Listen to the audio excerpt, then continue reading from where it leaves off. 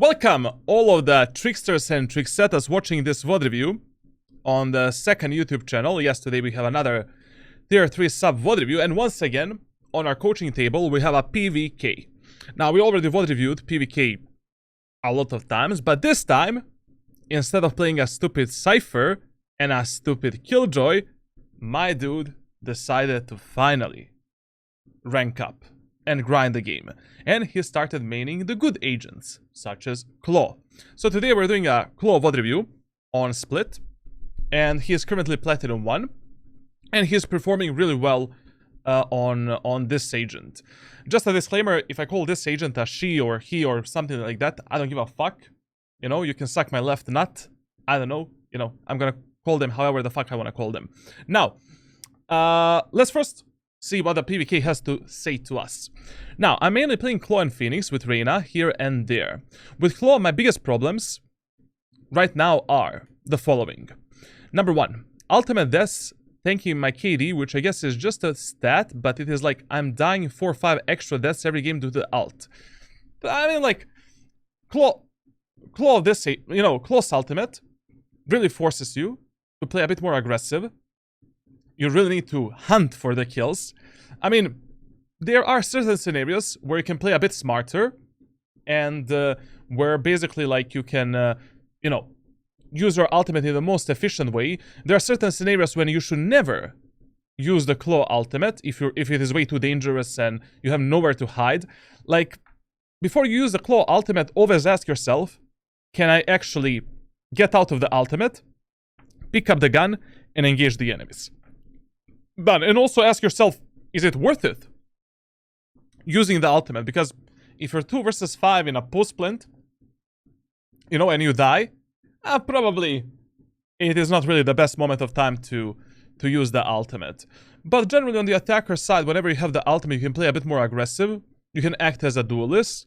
On a defender side, you can also risk a bit more, especially during the retakes, and go in front of your teammates and just, you know, execute the sites together with your duelists. And currently, when it comes to the Clove, I rank this agent as an S tier agent, but it is... Yo, Kitsune. Thank you a lot. I need to mute this because of the YouTube copyright shit. Chamber guide. I will be doing the chamber guides starting from Friday, I think. You know, from Friday, I'm gonna start doing the utility guides and map guides as well. So you'll be getting it. I'm gonna complete the whole chamber playbook until the end of May. It's a very simple playbook with like 20 strategies maybe on every map, and that's it. Now, currently I rank the Clove as an S tier agent, but I will never put this agent above the Omen. Like, basically, Omen is still 2 times, 3 times better character to basically outplay the enemies, to carry the games in solo queue, and on all of the maps he is just a better pick, plus because of the one-way smokes and setups. But you know, there are always going to be some exceptions to the rule. Like, maybe, you know, if you were a Reyna main, maybe Omen is not the best pick for you. Maybe it is time for you to grind Clove. If you are mechanically really fucking good, yeah, you know, you have overheal, you have a medal, you have a second life, maybe Clove is gonna be better for you. Which agent you pick to main really depends on your personal playstyle, but I'm for the Omen all the way, basically. Like, I think that 80% of players in Valorant would be better playing Omen instead of the fucking Clove, but there's always gonna be those like 20% of players that are just better with a specific other agent. So S tier, very good across all of the ranks, and that's it. Now, second question. Sometimes I find the smokes to be a bit weird compared to Omen. Like, I don't know, they seem smaller, so I gotta get into custom servers and practice it. Definitely, you know, like, Clove smokes are very similar to the Brimstone smokes, and you need to be very precise with like, you know, how you place them. Like, there should never be some gaps. You need to fill in the gaps properly. I mean, all of the smokes that you're using with Omen in my ranked playbook, you can use with the Clove as well. All of the cubby position strategies, all of the, you know, one-way strategies where you can actually do the one-way smoke and stuff like that. But, you know, I see a lot of times when I'm coaching the Clove players, is like, you know, you're doing a smoke for B tower, and then you do it like this, and there is a fucking giga gap here and here from which enemies can kill you. Yeah, if you were a Brimstone main, Claw smokes are gonna be piece of cake for you. But if you were an Omen main, you know, it might be a bit harder because Omen smokes are much easier to be placed and much more precise, essentially. But, you know, custom server practicing during the unrated matches, swift play, spike rush, and ranked, you'll get the hang of it in no time. There's no there is no way to speed up this process. Like, you just need to invest 15 to 20 minutes per day practicing the proper smoke placement. Now, for aim routine, I'm following the warm-up consistently in Kovacs, but the core aim training, I'm doing 1 to 2 sessions of core aim training for the past 1 to 2 weeks on Kovacs, and 1 to 2 sessions of aim labs per week. Of course, I don't expect to see results in 1 to 2 weeks, obviously, so I will continue to do that throughout this act. I feel like my aim is getting worse while aim training. I don't know how that is possible. That is, like, literally, no matter what type of aim training you're doing, it is impossible that you're getting worse with the aim training. Maybe you're getting more fatigued with the aim training, but even if you're doing the absolutely worst aim training, you cannot get worse. Of course, like, you know, there are some terrible aim training routines that you can follow, but with majority of these routines, you're either gonna stagnate, and we need to change them for you, or you're just gonna get better. Or you're gonna, you know, and another difference between different training routines is that not every routine is gonna impact the speed of your progress in the same way. Now, generally speaking, the hardest fucking thing to improve in Valorant is mechanical skill. It takes time. It takes a lot of fucking practice. It takes, like, also, you know, depends on your skill ceiling. Like, the skill ceiling for mechanical skill is the hardest to breach, and 80% of players will never be able to do it, or their skill ceiling is very low. That's why you should follow on other aspects of your gameplay, like game knowledge, decision making, team play, adaptiveness, communication, mentality, attitude. Done. Like, you can go up to Immortal 3 even if you have a mechanical skill level of a diamond player. Easily. Only from, like, Immortal 3 lobbies, mechanical skill starts to matter fucking a lot. You know, if you want to get Radiant, you need to shoot the heads, bro. You need to kill those idiots. But, you know, majority of the players below Immortal 3 are playing on autopilot mode. They don't give a shit. They're depressed. They wanna Sudoku themselves in real life. They have a brain of a potato, and 60% of times you can just outplay them based on other skill sets.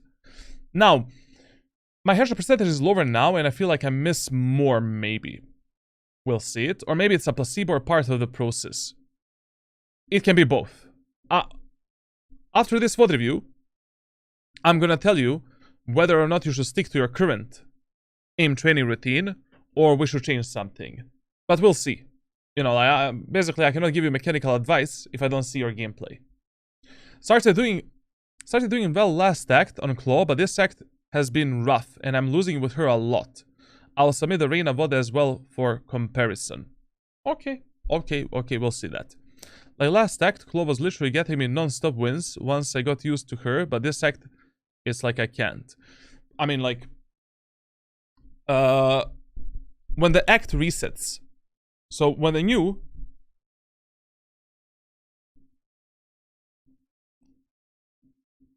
just a second, I have a question in the chat.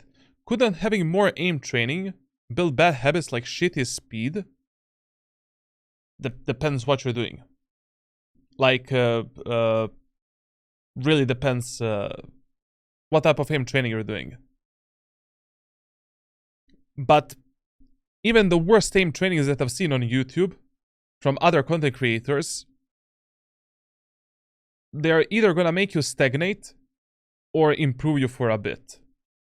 So I don't know, I didn't have a single case scenario where a player was getting worse from some aim training. Like, you really need to do some horrible aim training to get worse in terms of your aim. The one thing that you can feel is definitely fatigue. You know, like, fatigue can be a problem for a lot of players because, you know, for an example, in my example, like if I do, let's say, 1 hour of aim training, I'm done. I cannot play Valorant anymore. I've done my training. I need to reset myself for like maybe 2 hours or 1 hour. Maybe because I'm getting older, I don't know, but that's just me. To be honest, Papito, I think it's over aim training because I got the same shit. That can also happen. You know, like, too much training is not good. Like, you need to find the perfect balance. Like, what works for you? Like, for example, in my example, I play the best when I just do one team deathmatch, maybe like 5 minutes of aim labs, one more regular deathmatch, and that is when I will perform the best. On streams, I don't do that because, I don't know, I don't care. Like, I literally play one TDM and I go into the game. But if I was doing more than that, I would play like shit. That is why, majority of times when it comes to your core aim training, you know, if you want to play Clove for 1 hour, it's better to do it like after Valorant. And also one more thing, when it comes to aim training, try to look at the aim training as you're playing a video game. You know, a lot of you guys are focused on that training aspect as well. Try to have fun. Try to, you know, maybe beat your high scores, develop some funny routines. Not only, you know, in a lot of my aim training routines, I always have like 1 or 2 or 3 tasks that are just there for fun and to keep the pacing. So that you're not getting, how do you say that, like, discouraged to actually aim train. Because as soon as you hear that topic like training, you don't want to fucking do it. You know. A lot of the people, like, if you tell them go to the fucking gym, do the training, I don't know, I would much rather sit, you know, down, play Mario Kart and do nothing with my life, you know. Watch the next season of Fallout or whatever. Same goes for aim training as well. Consider it as a mini game that you play with yourself. And basically that's it. Like, it is much better to look at that training like that. Now,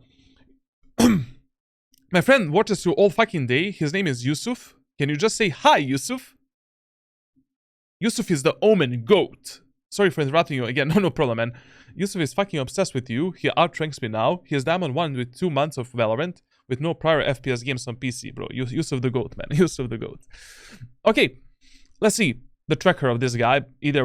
But we reviewed his tracker a lot of the times. Okay, so the last act, what happened for you? This is like some kind of a Claw and Phoenix account. Really fucking good, bro. Really fucking good. 54% win rate, 53. Brother, listen. One very fucking important rule. Listen here. Come closer. Whenever the Valorant act starts and you are below Immortal 2 or Immortal 3, don't play for the first 7 days and the last 7 days of an act.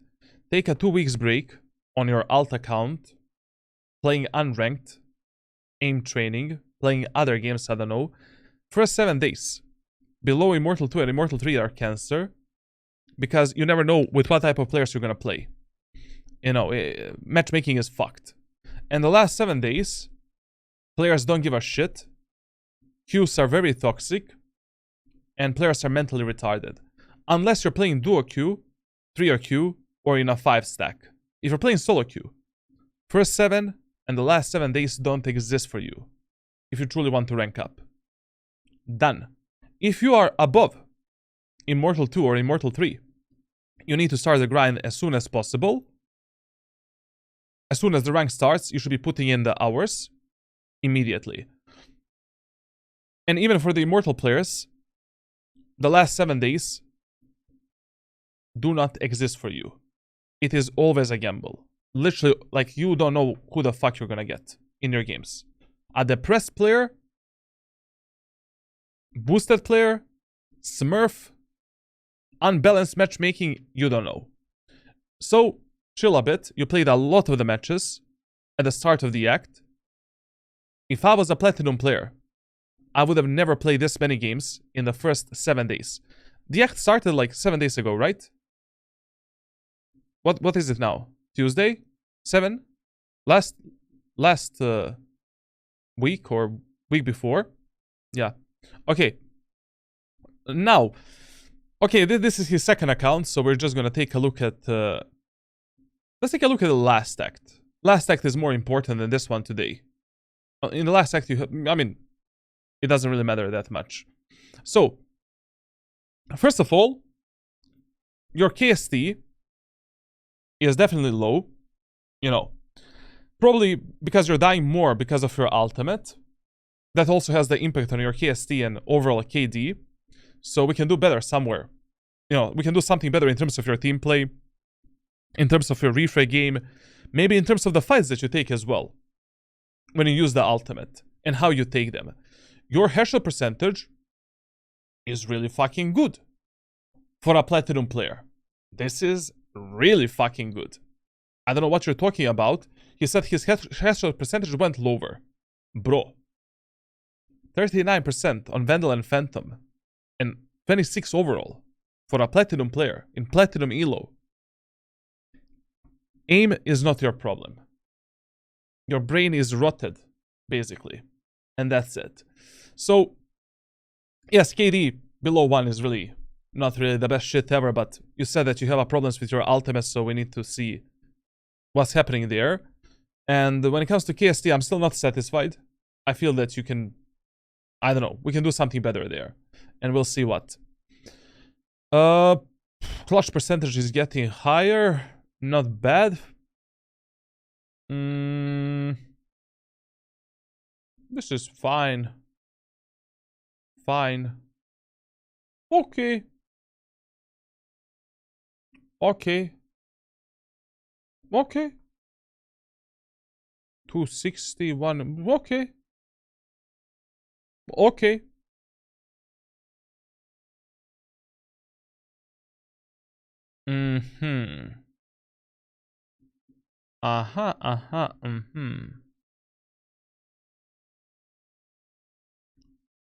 We have a problem on attack, man. Your attacker side is significantly worse than your attack. Your attacker side is significantly worse than your defender side. Like, on attack is something that we can do better. Because this ain't looking good, man. I mean, generally speaking, like, majority of your games in Valorant, you win or lose on a defender side in ranked environment, because, you know, on attack it's really hard to micromanage your teammates, to tell them what to do and to execute the strategies. But this can get much better. Much, much better. I don't know what's the problem. We're gonna see it. You know, maybe how you're taking the fights, or how you're navigating your team, or how you're supporting your teammates or playing with them. But attack is where I would focus more if I was you, when it comes to the VOD reviews, custom server practice, and that type of shit. I'm not gonna talk about the agents. We already talked about that through private messages, and we talked about it through, like, the previous VOD reviews. You're on a good path. The agents are working for you. Definitely. Like Phoenix, Claw, Reyna. Stick to them for now, and we will see in the following months, like, if we should add or subtract some of these characters. When it comes to the maps, Breeze, Lotus, Sunset, Icebox, not really good. Icebox and Bind are horrific, actually. Okay. Okay. I'm playing Claw on Breeze as well. Is that okay? Or do we really need a Viper? But, you know, in your elo, where you're right now, you don't need anything. You can win a match with 5 duelists, and that's it, basically. Because in elos below Immortal 3, like, better team is always gonna win. Team compositions really don't matter that much, as they matter in high elo lobbies. But, you know, general rule of thumb is that without the Viper on Breeze, you have like 20% lower chances of winning. But if the Clove is working for you, fuck it. You know, whenever something is working for you and it suits your playstyle, keep abusing it until it stops working. When it stops working, simply like, you know, try to figure out how we can fix our problems. And if you cannot fix them, let's change the playstyle, let's change the agents, let's fully change the approach. But if something is working for you, you know, fuck it. Keep running it down. And your semi-rounds and eco rounds are still shit, man. Like, bro, we talked about this problem so many times. And still, like, you need to implement more, like, outlaw in your gameplay. More shorty in your gameplay. Abusing the cheesy strategies. Stinger as well. You know? You cannot only play fucking Vandal and Phantom. Operator is also low. I don't give a fuck that you're playing Omen, Claw, Phoenix, Reyna. You should be abusing every single weapon that is good for a specific round and for a specific economy. I want to see Operator in top 5 weapons. I don't know why you're switching so much between Vandal and Phantom, but it doesn't matter. You're playing both of them on an equal level. Whatever. Shorty should go higher. You're playing a smoker, man. Like, on a defender side, you can get such an easy kills in Platinum Elo, you don't need to even fucking aim. Bucky as well, in some of the rounds. You know? Like, try to focus on the tips that I have given you throughout our coaching and through the previous VOD reviews. Try to abuse these cheesy strategies to get the easy kills, to trade yourself for the kills, to build up your economy, build up your ultimate, damage the enemy's economy, allow your teammates to have higher chances of winning the rounds. Because this ain't good. Like, a good player in Valorant is a player that has all of these rounds right here on the equal level. Obviously, you know, your full buys and pistols should be much better than semis and ecos, but semis and ecos should be at least like 1 KD with a 72-75% KST. That is a good semi and eco loadout statistics. Other than that, you know, we already talked about everything. You have the training. Things are looking good. It looks very promising. I think with this performance from the previous act, if you just chill a bit, this act, you're definitely going to get Diamond 1. Diamond 1 to Diamond 3. That is what I predict. I don't think... Maybe you're going to get a 7th one. I don't know. But Diamond is easy for you. Now let's see what you can do better on Claw, because I never see you play Claw. And this is my first Claw VOD review, basically. Like, I mean, you know, all of the strategies that work with Omen work with the Claw as well. On defender side. And attack. And the only difference is, like, you know, we don't have a teleport. We need to play in a bit different way.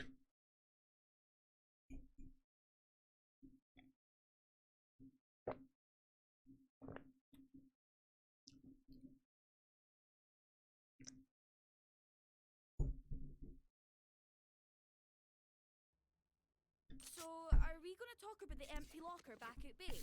The one with the scratched out 8? Let's watch this. Anyone? No one? Okay. What we can do about feeling lonely playing solo queue? Find friends. Have you ever thought about that? It's a very simple and effective solution. And if you cannot find the friends, then we are fucked. Right, I should have maybe done the unranked Radiant with the Claw, man. Like, she's actually really strong right now. And also, like, fun to play.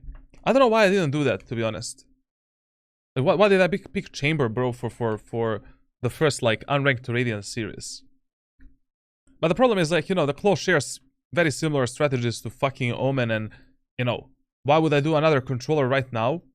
I still didn't do a single Sentinel in the game, real Sentinel. And the initiators as well, so it doesn't make sense. Okay, let's go. Okay, let's talk about the split. Split at the defender side. So, On the split on defender side, our number one priority in the earlier stages of the game is the A site. Number two priority, B site. But in general, we don't give a shit about B site and A site control. We always prioritize the defense of B tower and A tower when the enemies are splitting the bomb sites or they're taking the control of A tower and B tower. This is a fast rotation map, and you should basically rotate as soon as possible in ranked environment to support your teammates. And on this map, you always prioritize team play and refrag potential over the map control, unless you're playing some eco hull by rounds. So in the full by rounds, we always prioritize supporting our team, correcting their mistakes, fighting together with them. And on a defender side, you need to play a semi-aggressive playstyle, where basically every single, full by round, you need to pressure the enemies in main area of the map, gather early information where they're going, and potentially get a pick. Now, how can we do that? I don't know, combine the utility of you and your teammates, tell the breach to stun it, or go for the dead zone peak, buy the operator as soon as possible and fuck the enemies up. It doesn't matter. Now, because A site is our default site and number one priority, in the first round, we should always start and play on A site. Even if I have 3 Jesus Christs playing on A, and I know they're going to win the round because they are basically invincible, I'm going to play A site. Always. And in the first round with Clove, we should always do the same strategy that we do like with the Omen as well. So what are we doing? We're basically buying a shorty right here. We're buying the light shield, and we're buying the pick me up shit. So we're playing only with one smoke in the first round. But another thing that you can do, which is very effective on a claw, to be honest, you can just buy classic, shorty, and all of the utility. That is also not bad. We're basically chilling here with a shorty, and when we hear the enemies pushing, we do the smoke here and play instead of this cubby position right here. Enemies are executing the site with a raised boombot, Sky Dog. We dodge the enemy's utility through this cubby position, and then bap, kill one enemy, boop, overheal ourselves to 150 HP, and then, we can maybe fuck up the rest of the enemies with a medal, or we can focus on the jet raise that probably dashed or double satcheled into the bomb site. If the enemies are ignoring you, pick up the classic pistol and rotate on A tower, and if the enemies push B site, just rotate through the CT as soon as possible towards the B site. Now let's see what he does. As I said, even if I have like 3 Jesus Christs playing A site, I will play A site myself in the first round, because the site is 20 to 30% harder for the retake compared to the B site. And also like 60 to 70% of times in ranked solo queue, enemies are gonna push you on A site in the first round.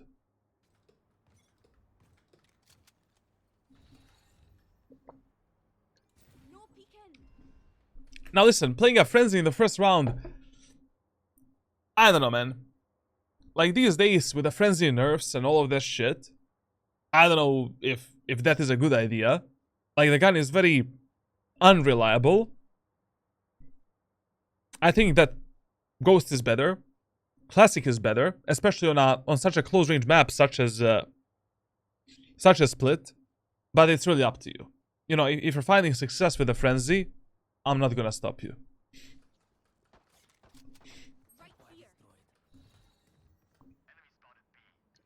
Okay, terrible smokes. Listen. So first of all, let's explain the smokes for I don't know how many times I'm gonna do this. The mid smoke, unfortunately, when you're playing Claw, cannot be better than this.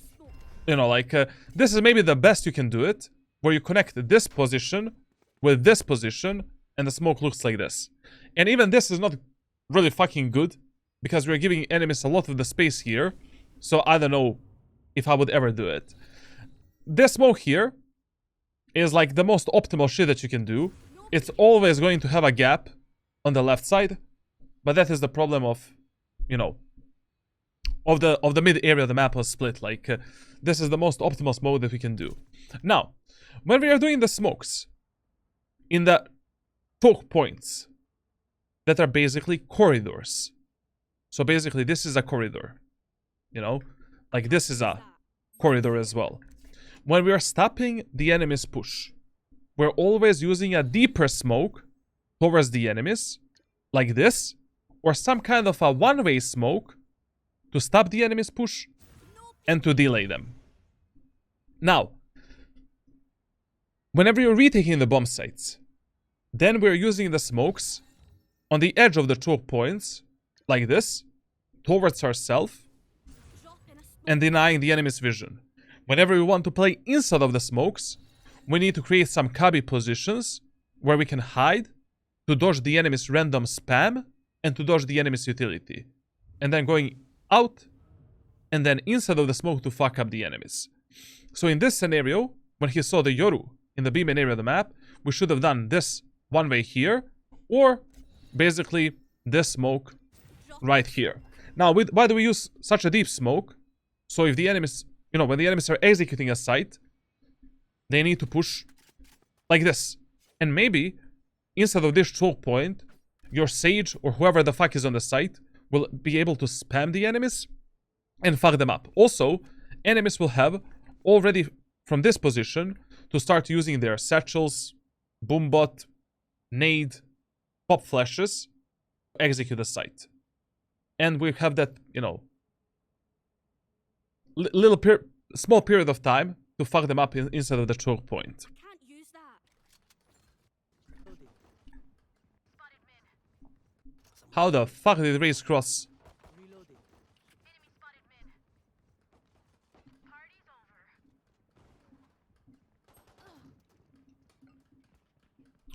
Okay, we are in a really bad spot, but this might work. You know, behind you. Map awareness 0. Behind you. Bro, listen.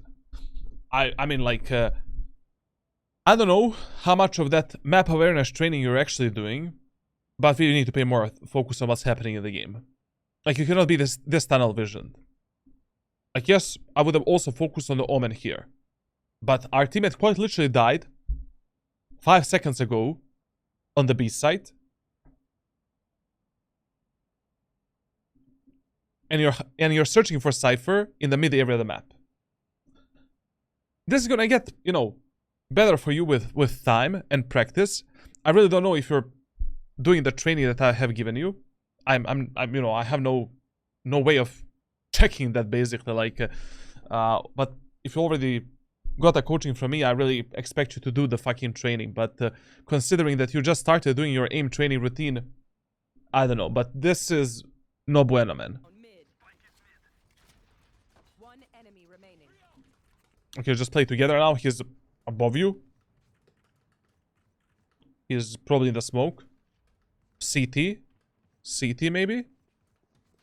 He can fuck us up from the vents. Listen, in this type of a scenario, when one enemy is left alone, and you have true numbers advantage, like you're 2 versus 1, 3 versus 1, 4 versus 1, 5 versus 1, fuck the map control. You don't give a shit where that last enemy is gonna go and where he's gonna plant the spike. Always make sure that you're playing with a teammate that has the highest chances of dying, or the teammate that is the most useful for you. Like right now, I don't care if this Cypher is gonna go from the vents, from the mid. Like, I'm mainly focused on the refray game. And I will be playing with my Cypher inside of the mail room, making sure that I'm able to refrag both my breach and Cypher at every moment of time. Right now, if your Cypher picks a 1v1 fight and he dies, you know, we are 2 versus 1. Then maybe your breach is gonna pick a solo fight, he dies, and instead of being in a 3 versus 1 scenario, you're 1 versus 1. Please. Whenever you have true numbers advantage, you don't give a shit about the spike control, map control, nothing. Unless it is some kind of a eco or halberd round, where you need to do some kind of a solo play or a cheesy play. In this first, especially in the first round, I'm hyper focused on closing out these rounds in the easiest way possible and just playing the proper refrag game. You should have played with a Cypher, holding the B tower with him. Let the breach do whatever the fuck he wants to do, who cares? And fight with your Cypher. Next round. Now, if you win the first round of split, in a second round, you should always play on B tower. No matter how the first round of split went on a defender side. In a second round, you always play B tower. Because 80% of times, in ranked environment, enemies are gonna push you on B side or mid in a second round. Why? Because majority of Valorant players have the mindset, oh, we have like Stingers, Spectres, classic pistols, shorties. It is better for us to split the B side, push the B side, or push the B tower, and that is absolutely stupid. So, always play on B tower in a second round. And if you win the first round, I don't know, man, like, I personally prefer the Outlaw with a heavy shield or light shield and utility. You know, Outlaw is really fucking good. You know, like, the easiest weapon to win the anti-eco round. Very strong weapon for the bonus round as well, if you keep it. I don't know why you wouldn't use this weapon. But obviously we're playing split, so, you know, you can buy a Stinger with a heavy shield, shorty, and utility. You can buy a Judge with a heavy shield, utility. You can buy a Bulldog if you want to buy a Bulldog. You can buy the fucking Spectre, but fuck the Spectre, we have the Stinger. Can't use that. That's it. Buy up, buy up.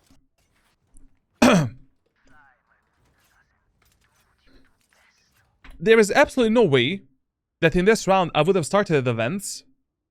Because if the enemies smoke you at the vents, they aftershock you. Your Cypher is going to be isolated alone on the B tower. And you're not going to be able to assist your teammate on the B tower. Generally speaking, when I'm playing split on a defender side, I avoid starting and playing in the vents in as many rounds as possible. Like, this is usually never my starting position. I only play the vents when I see an opportunity to fuck up the enemies that are pushing the mid, maybe with the operator holding some kind of an off angle. Or if I see an opportunity to fuck up the enemies in eco rounds and halberd rounds through this smoke here. You know, maybe buying a Judge, shorty, or Bucky and just trading myself for a few kills. But in this anti-eco round, fuck the vents. Literally just fuck the vents. You're gonna get naded, pressured back, Cypher is gonna die alone, B side is wide open, you cannot connect at all with them.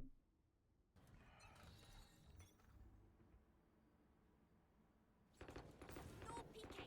Multiple enemies A. Reloading. Okay, one guy is mid, 3 guys aiming.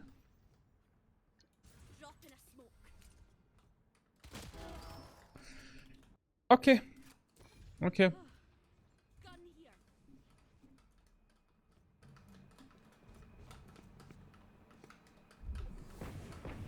But what you're doing here right now? That is something that I don't understand. Like, what the fuck are we doing here right now? So, okay, you came back to mid. Because obviously you heard the enemies on mid and they can be taking the full B side control. Plus your Cypher rotated all the way from the B side to the A side. Left the full B tower control for no reason. Which is the most stupid shit that you can do in the anti-eco round. In the anti-eco rounds, on split, I'm mainly focused on 2 things. Refragging my teammates that are picking the fights at that moment of time. And having the full A tower and B tower control. Here, as soon as you kill this Omen, you should have went towards the B tower. Try to see if some kind of an enemy passed on the B tower because Iso is alone on the B side. Iso can get butt fucked right now from the CT, from the B tower, from the B main area of the map. I don't give a shit about mid control anymore. I'm overhealed. I'm going.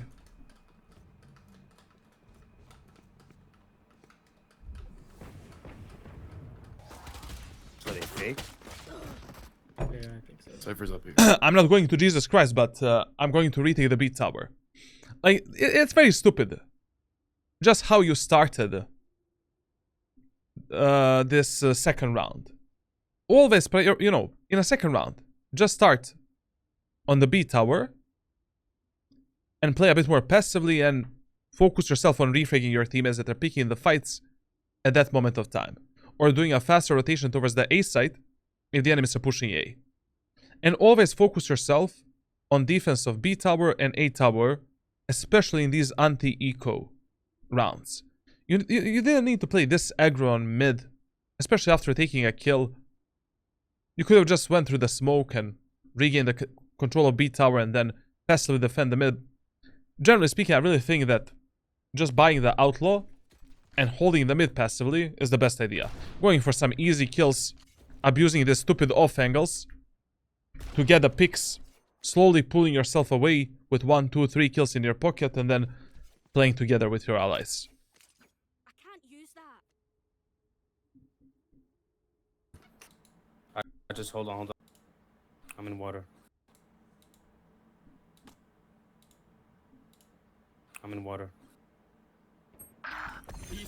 Cypher's 50. Listen. Don't jerk your cock off when you're playing Clove. You cannot do that. You know, with other agents, when you're dead, yes, you can go on Pornhub and just do the things that you need to do for the next round. But on Clove, you cannot do that. Like right now, you need to smoke something for this fucking ISO.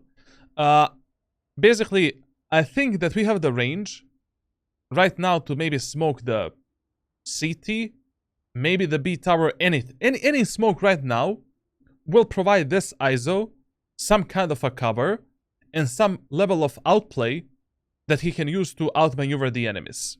Like, even if we do some kind of a smoke like this, essentially, you know, some random shit like that, that smoke might be enough for our ISO to outmaneuver the enemies, isolate them into 1 versus 1 fights and kill them.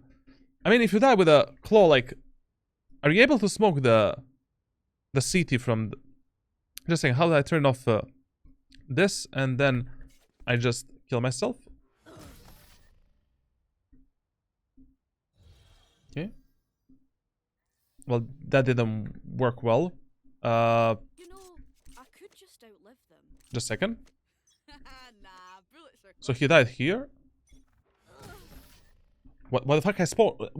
Why I spawn in a spawn? You know what we should do? I'll tell you. That's so stupid, bro. I'm here to 30 stay. seconds left.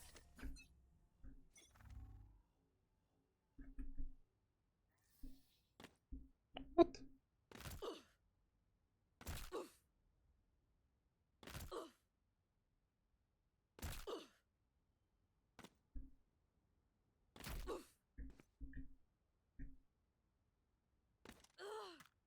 Okay, now it's good. I don't know what happened. Oh yeah, yeah, we were right. From this spot you can actually do this type of a smoke. You can do this type of a smoke. Any smoke would have been good actually. Any smoke would have been good, to be Now honest. we start a winning streak of our own, aye? Oh yeah, like the circle is the audio circle. I forgot. That's how much I play Claw. Spike down One B. down. Spike spotted B.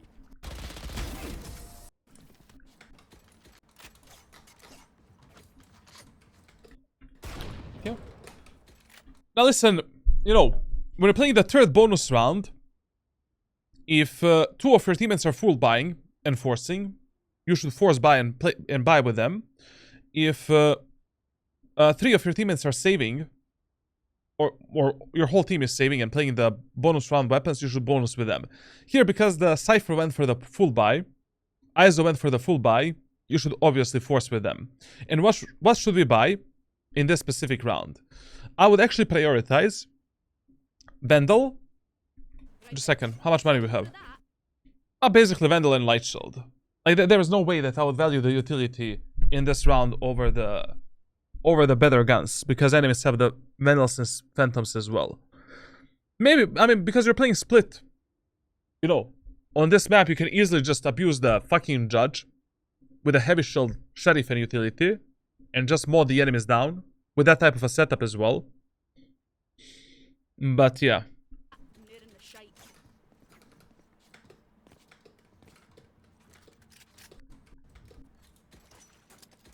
Come on then. I don't know, man. Like, listen, if two or more of your teammates are forcing it around, force with them. You know, if your teammates are not following the proper economy management, there's no point in you actually following the proper economy management because they're not gonna have money anyways for the next round. Or tell them to not buy. No peeking.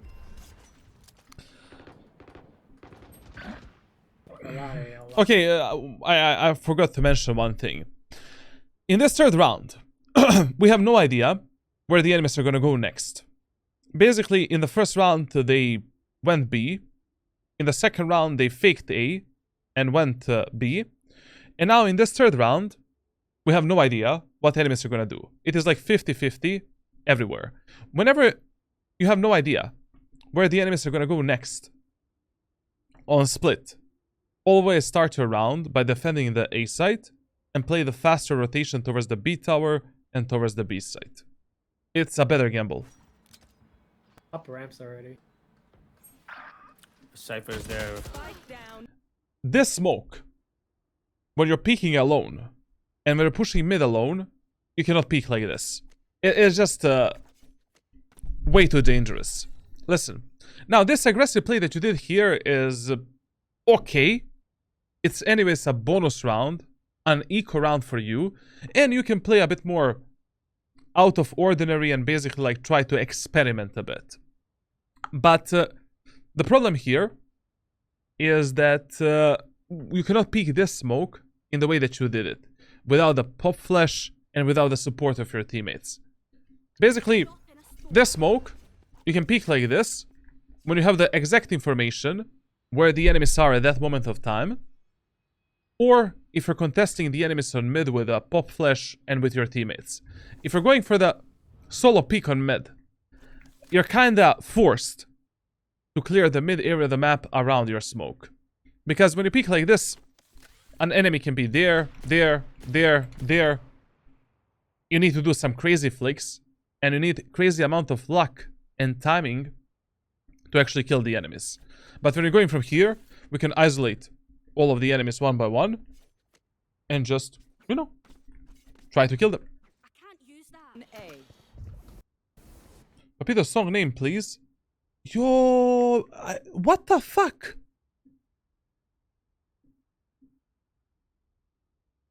So when you do that command, you're not actually getting the real song. I'll fix that for the next stream. The current song is like Coming Alive, League of Legends.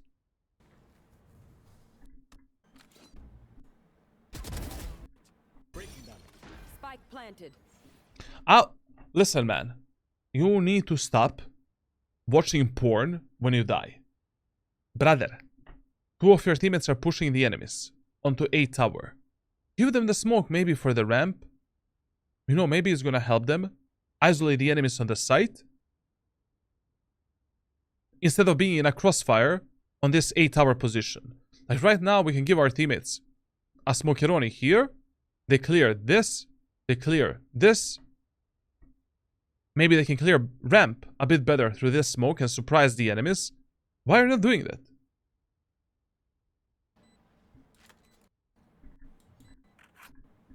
Done. You're playing Clove. How did they die on tower? Standing. Reloading. Reloading. Last player standing. Get down. Okay. And this is what I was talking about. So basically, the last round, we bought a sheriff, so that in this round, once again, we are playing an eco round. Like, how the fuck is there a moment of time in your gameplay where you play 2 eco halbye rounds in a row? Like, that should never exist. To play 1 eco halbye round, the next round is a full buy round. Like, how does this happen? That's why, you know, if your teammates are not following the rules of proper economy management, you know, like forcing in the anti-eco round, then playing the third bonus round when you win the second round and shit like that, follow up your teammates' economy and have the absolutely highest chances of winning the previous round. Maybe in the previous round, if you played a Vandal with a light shield and passively defended the B tower and then played a fast rotation towards A site, maybe we would have won the last round. Who knows? But with a Sheriff and without a single piece of utility and with no shield, you know, obviously you're not gonna win it. How the and also, why are you forcing the Spectre so much on Split? On Split, it is such a claustrophobic map with so many close range angles where you can destroy the enemies with a Bucky, Stinger, Shorty, Judge. Abuse the cheesy strategies if they actually work on a specific map. Especially if you're playing controllers with smokes. Why would I ever force a Spectre in a Halby round? Even Sheriff is better. Spectre is shit against the fucking like Vandals and Phantoms. It doesn't make any sense to buy a Spectre over the Stinger, for an example, if you're forcing the Spectre against the enemies like that are full buy. Time to kill is lower with the Stinger, or identical. Stinger is better in almost every single fight. 1v1 fight. It costs 500 less credits. What the fuck? And especially on a defender side, where the enemies need to push in your face. Are you playing matches anymore? I'll play maybe one more after this. Why not? To lose all of my rank rating. Up heaven. Oh, fuck. I know exactly where you Now listen. Once again, I forgot to talk about the start of the round. Once again, in this next round as well, we have absolutely no fucking idea where the enemies are gonna go. Because enemies still didn't create any type of a pattern to follow, play the A site. In this round, once again, we should have played A site, because it was just 50-50. We don't know where the enemies are gonna go. They didn't develop any specific pattern to follow. And that's it.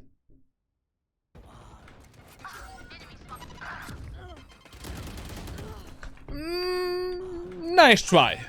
Nice try. Nice try. If you had a if you had a Stinger there, that is a kill. I'm just kidding. I don't know, bro. But okay. I mean, here exactly where you are. I would have probably also tried to surprise this Raze with a fast peek, because she did a nade for the vents. She failed the nade. Cypher revealed me, so maybe I can do some kind of a, you know, surprise shit. Generally speaking, like in those eco rounds and Halby rounds, I don't value my life that much. Like, your main focus is just to trade yourself for a kill as soon as possible. 1, 2, or 3 kills. And with a Spectre, maybe this is the best opportunity that he is going to have to kill an enemy. And the only thing that I would have done different is that, you know, while my teammates are getting pushed on A site. Okay, so I see on the minimap that my Breach is playing here. My Jet is playing here. My teammates are getting pushed. And I'm playing mid. Brother, I'm opening the smokes. And I'm doing this type of a smoke. Or this type of a smoke. To allow my Jet to play around it with a close range weapon. And to potentially kill the enemies. Both Breach and Jet can play around this smoke. Like, Breach can sit inside of it here. Jet can play outside of it. And just bam, bam, bam. Destroy the enemies with the close range weapons. Like, always pay attention on your teammate's positioning. Like, the smokes that you would give to yourself are the smokes that you should use for your teammates as well.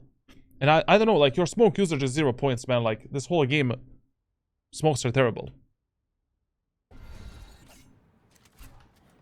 Up heaven. Okay. And now Okay, we're finally buying.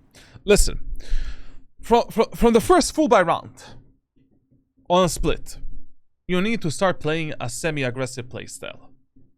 We need to contest the enemies, either in A main or B main area of the map, to gather early information, potentially get a pick,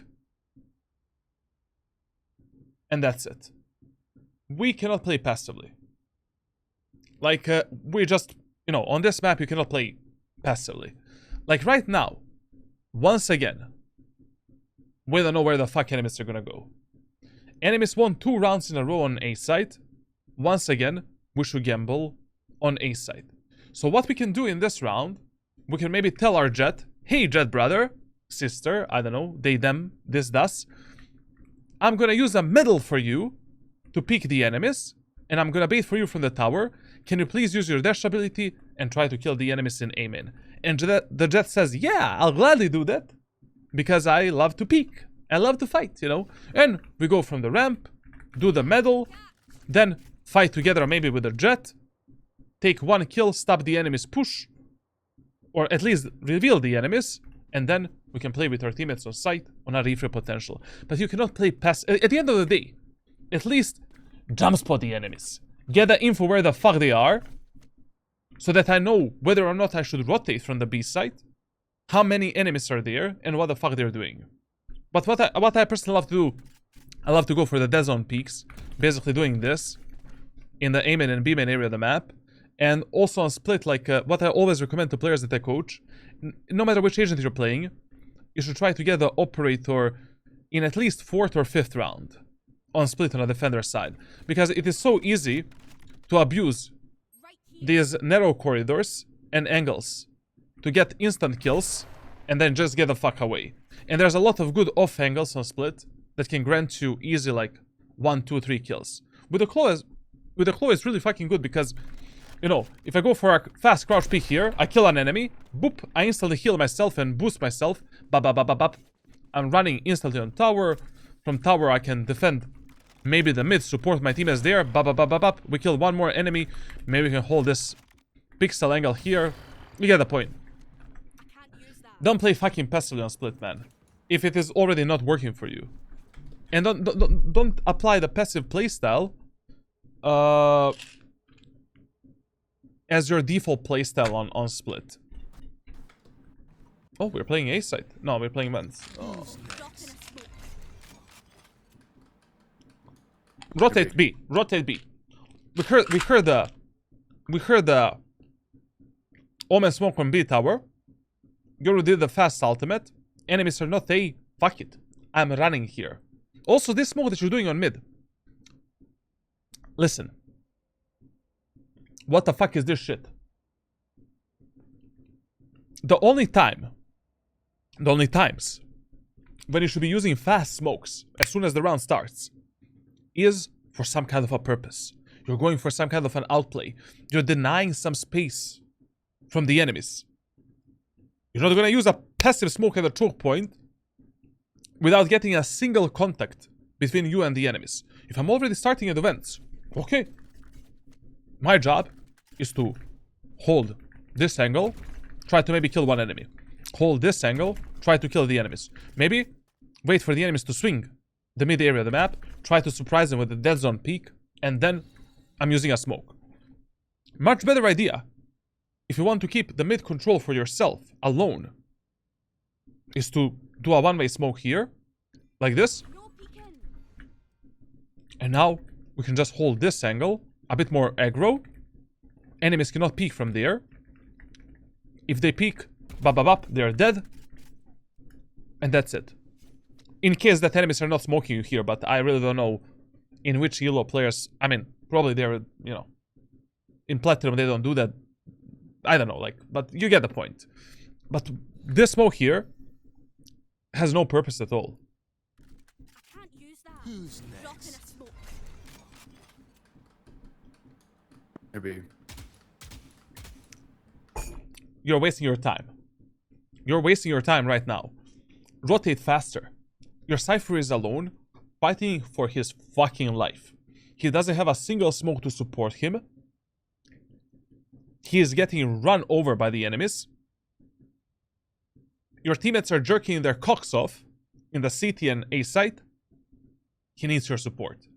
Like, there should never be a moment of time where you start in the vents when you're defending the mid area of the map alone. There should never be a moment of time where you start in the vents ever, unless you want to punish the enemies on mid by abusing operator, or enemies are pushing mid a lot of the times and you know, you can hold some kind of a tight angle to just delete one enemy and then rotate. Or you're playing as I said, like a close range weapon such as, I don't know, Judge or Bucky, and we can use this smoke in combination with the enemy smoke to maybe, like, you know, bop, bop, bop, bop, bop, and kill the enemy. Maybe, you know, we can use a medal, boop, and then boop, boop, boop, boop, boop. You get the point. Don't DK yourself. I can't use that. Oh, sorry. I got scolded by Cyphers if I smoke their sites, because they're doing cage stuff a lot. Brother, pay attention to the minimap and see if your Cypher has cages. In this example, even if your Cypher has a one-way smoke for this, doing this smoke can potentially save your Cypher's life. Because this smoke is going to isolate the enemies into 2 fights, and maybe your Cypher is going to be able to out-maneuver them and kill them. Deeper smoke, you know, this smoke will allow the Cypher to hold the B main area of the map for a longer time. Because your Cypher is fighting 5 enemies that are pushing on site. Even using some kind of a smoke like this might be good. No peeking. Because enemies already pushed with a Yoru on the bomb site. He's holding this with a cage and tripwire. Maybe this smoke is gonna allow him to dodge the Yoru pop flash clone or shit like that. And maybe he's gonna use this smoke to outplay the enemies and outmaneuver them. Ask yourself, if I'm in a situation in which my teammates are at that moment of time, what type of smoke would benefit me the most? I can't use that. There's absolutely no way that right now there is not a single smoke that is gonna be useful for your Cypher. Eh, what the fuck are we doing in vents, bro? Like,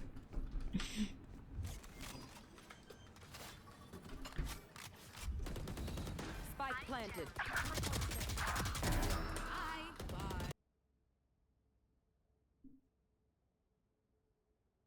okay. Here, enemy spotted B. Reloading. The rafter. Last player standing. Okay, so you want to tell me that we are going for the retake right now, and we are not smoking anything yet? Brother, smoke the B main or something, like anything to give you higher chances of retaking this site. In this 2v3 situation, doing a smoke here is not a bad idea. To isolate those angles, to drop down, maybe use a medal there to delay the enemies and DK them, then dropping down, clearing all of the angles one by one, going sideways into the smoke, clearing that angle. Anything, bro. I can't use that. B. Reloading. The rafter. Last player standing. One hit. Pew pew. Pew pew. Okay. That's an aim problem. You died because you're shit. Also, listen.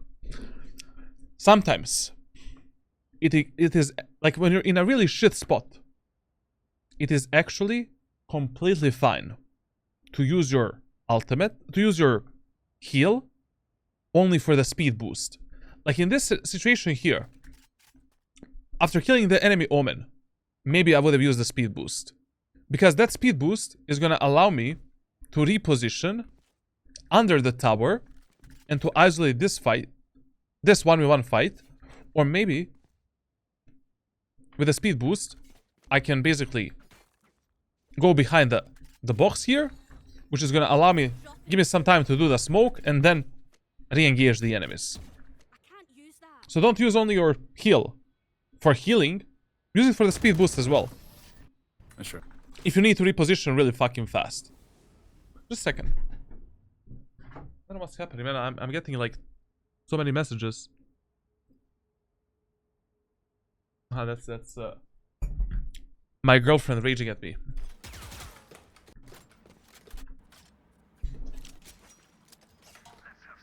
One of the main things that's fucking us up right now is that we had an improper economy management at the start of the round, at the start of the match. We also had improper positioning, and we're not playing aggro enough for this map. Okay, what do we buy in this round? Listen. Unless you want to buy Operator in the next round, there is no reason to save this much money. Always invest all of your credits to win a specific round until the moment of time, until the amount of the credits where you can full buy in the next round. So basically right now, if I don't want to buy the op, I'm gonna buy maybe a light shield with a heavy shield and stinger with a shorty. Heavy shield and sheriff. Light shield and judge. Heavy shield, stinger, and shorty. Like, I don't know. But there's no way that this round I would actually play like with a sheriff only.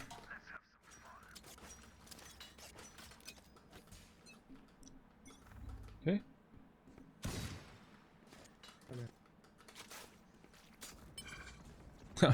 I see that you're not really confident when taking this fight. It's gonna come over the time. It's totally fine.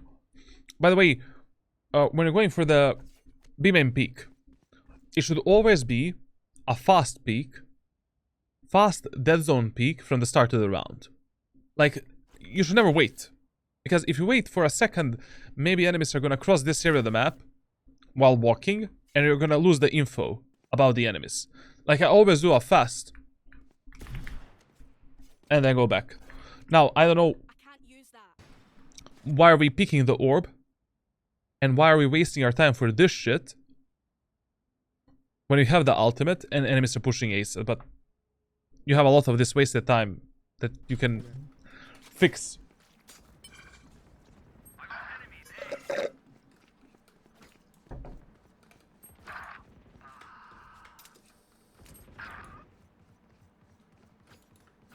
Spike planted.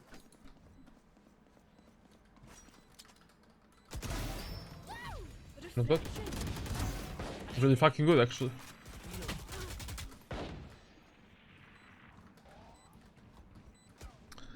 Brother, listen. Give yourself some time to breathe and to think. You know, but we got two really good kills. Two really good kills. I know that you're overhealed and you want to search for the fight as soon as possible. But instead of searching for the most retarded fight ever, let's first use the smokes, cover some angles, and then search for another fight. Here especially, after you missed the spray on Yoru, and you heard the enemy Yoru teleporting, take your time. Anyways, you only have like 15 health points overhealed. Instead of rushing out like a monkey, take your time. It's okay, bro. Like, chill a bit, you know. Like, do the smokes for the aim in here. Maybe you can do this smoke to deny those angles from the enemies. Then we can use the medal for the enemies in elbow. Clear this. Clear this. We can drop down. Go towards the elbow with our Cypher. We have the ultimate. Breathe. Use the utility. Last player standing. Especially now. You know the location of all three enemies. Breach is there. Yoru is behind you. One enemy's tower. How do you plan to kill all three enemies from this position without ending up in a crossfire? Take your time. Pull out the smoke. Risk it. And then let's isolate this fight. Then let's maybe use this smoke. Let's isolate that fight. We can also with this smoke defuse the spike here. Chill a bit.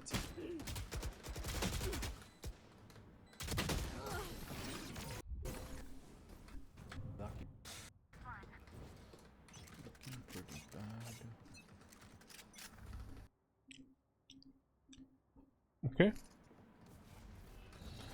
Oh, by the way, like, you know, when it comes to reading the enemies and map, like, enemies started using the stupid AB pattern, and as soon as you notice that enemies are using the AB pattern, just follow it, like, as long as they're sticking to that stupid pattern, just position yourself like that. Basically, in the round before that, like, enemies went A, then they went B, then they went A. Now, obviously, the chances are the highest that they're gonna push us on mid or B site again. So it's okay that he's playing, you know, on B tower. Dropping smokes. Scatter. Off your feet. Have one of these. Listen, whenever the Omen uses the ultimate, in this elo, I would do my best to find that Omen. If my teammates don't give me the call out that he cancelled or he teleported somewhere on the site. I don't know. Instead of dropping down here to support my Cypher, I'll probably be going CT to find that fucking Omen. Have one of these.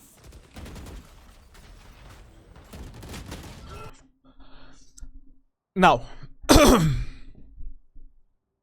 in this round, there is absolutely nothing better that you could have done, to be honest. Like, literally, Breach had a really good stun. Your medal was okay. I would have used it as well there. Have one of these. I don't know. Everything was fine from your side. Like, you just got outplayed.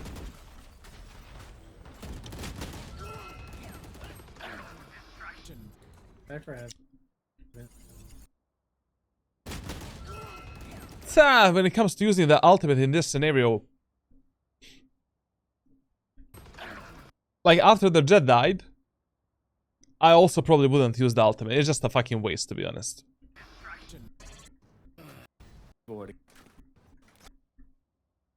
But instead of starting so many rounds in the mid area of the map, like, start focusing yourself more on punishing the enemies in the main areas of the map. You know, A main and B main. And try to prioritize getting that operator as soon as possible, because based on what I see on the minimap and how I hear enemies pushing, it looks like for me that these enemies are pushing like this. Like, that's how it sounds. And that's how usually players push, like in Diamond, Platinum, Ascendant, even sometimes Immortal Elo. Like, they don't give a shit about utility usage and potential peaks and stuff like that. Like, even in Radiant, I will see sometimes players just running it down. Pick up the AWP, go for the fast, crouch peek, delete one enemy, second enemy is coming back, delete that guy as well, use the medal to stop their push, third guy as well. Come on.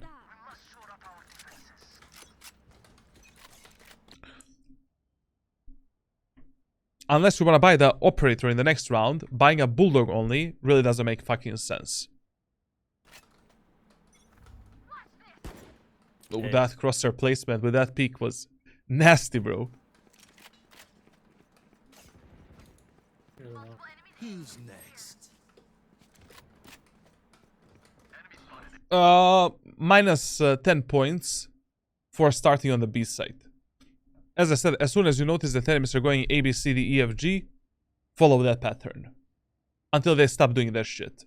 Or if you can maybe use some other factor, such as economy, ultimate status, or I don't know, other abilities to read the enemies, use that as well. But in this match, like, you know, enemies don't have any other pattern of pushing except just going on the opposite part of the map every round.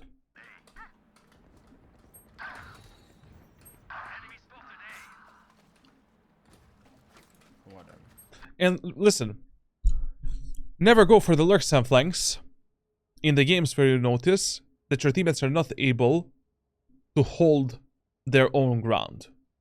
It is pointless for you to lurk and flank if you're always going to be left alone fighting 5 enemies. Like, it is much better to focus on fast rotations through the shortest area of the map, trying somehow to connect with your teammates before they die, supporting them with the smokes at least, instead of right now, you know, playing this 2v5 scenario. What? Or you can lurk and flank only in the rounds where you notice that you can either outplay the enemies fully, or you notice that your teammates are able to stay alive and, you know, they can actually wait for you. Yours 117, 91 Because this doesn't mean shit right now. I mean, like, we're 2 versus 4. The round is mega hard. Cypher. Spike planted.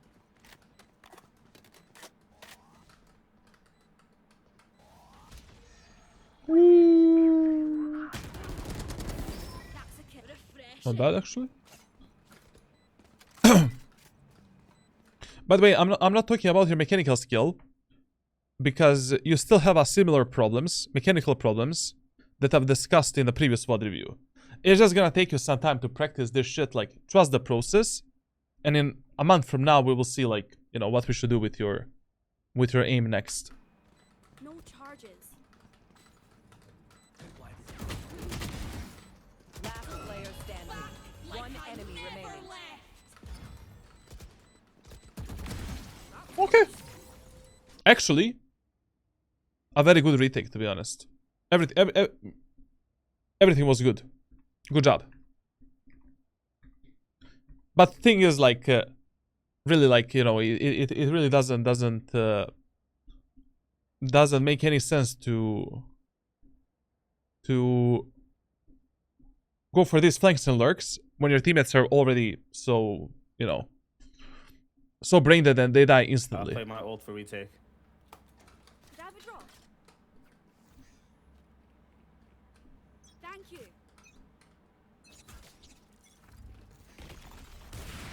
Okay. Listen, one more time.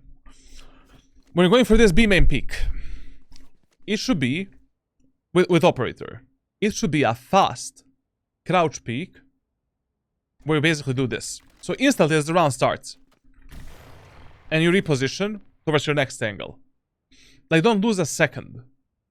Don't walk, don't activate the dash ability. Like, in this elo, trust me, if you master doing this type of a peak properly, and you improve your reaction time, there's no way that a Platinum Diamond player is gonna kill you, or even hold that angle. Like, you know, I can't use bro, this guy is really, like, you know, this guy have a really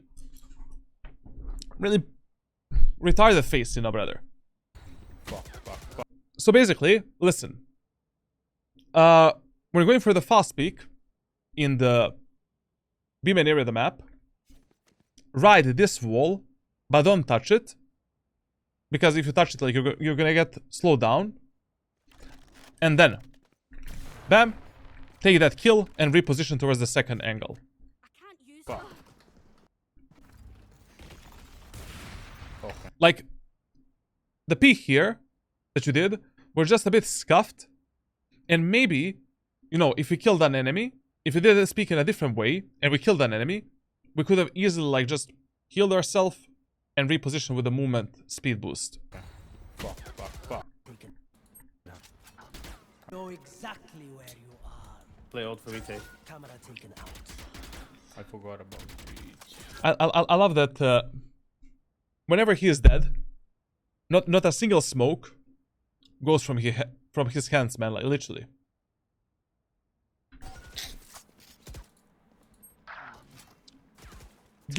bro, you really need to just, you know, start smoking for your teammates and give them some opportunity to, like, to you know, to stay alive. Fucking guys. I don't know, when you're playing Clove, you really don't have a single time to breathe. Like, you know, even when you're dead, you need to be fully focused on the game, and you need to check what's happening. In just a moment. Okay. Not again the fast smoke, bro. Dropping smoke. No. He did 2 smokes immediately as the round started. Basically, you know, follow one very simple rule. You know, very, very simple. If you're not using your smokes to outplay the enemies, you're not using a one-way smoke to deny the enemy space, there's no reason to use your smokes this fast. You know? You're just wasting the time of your smokes. You're maybe gonna fully waste your smokes, and they don't have a single purpose. Chill a bit. You know, this smoke in the aim and area of the map, like fast aim and smoke, only makes sense if you're fighting super aggressively in the aim area of the map. But like, you know, I can't use that. if no one is fighting for aim in, there's no reason to do it. Also, one more thing I want to add here when it comes to your gameplay. I think Medal is the piece of utility that you're underusing the most. I mean, if you already know that this raise is on the rafters, why not just do this and then go for a fight?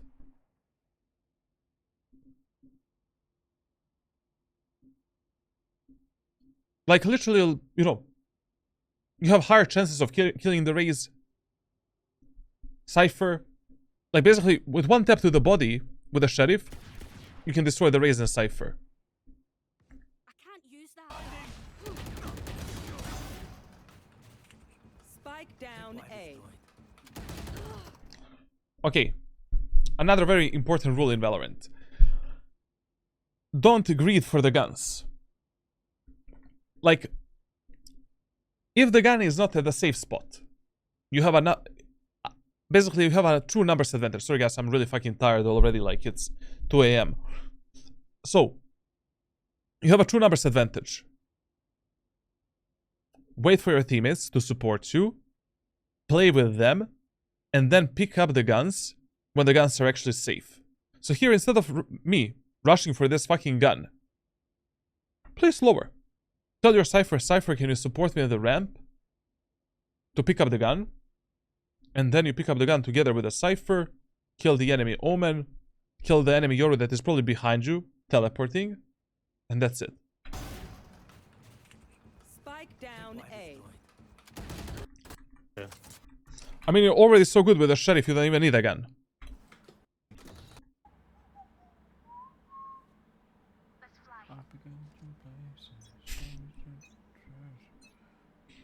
Fire in the hole. Dropping smokes.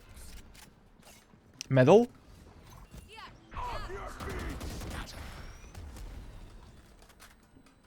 Okay.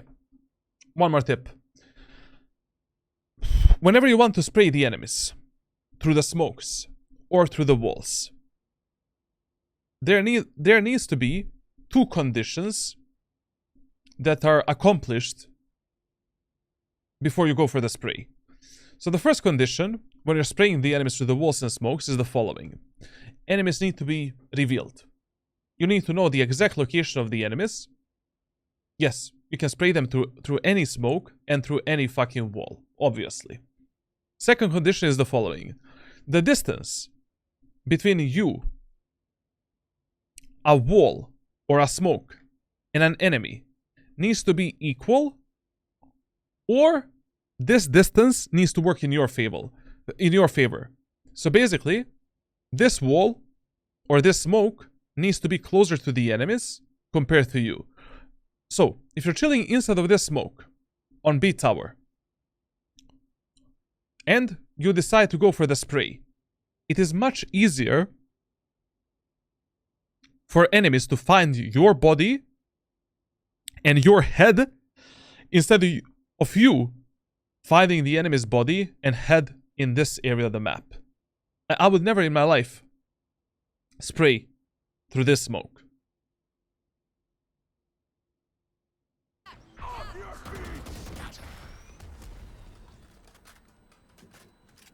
And once again, you know, please, you know, so, okay, we knew that in this round, enemies are going to go B. I'm not going to repeat why we know that, because we already discussed that. But, okay, so what we saw from the enemies is that the enemy breach is using the stun at the start of the round to push this area of the map. Okay, so we cannot go for the fast peek.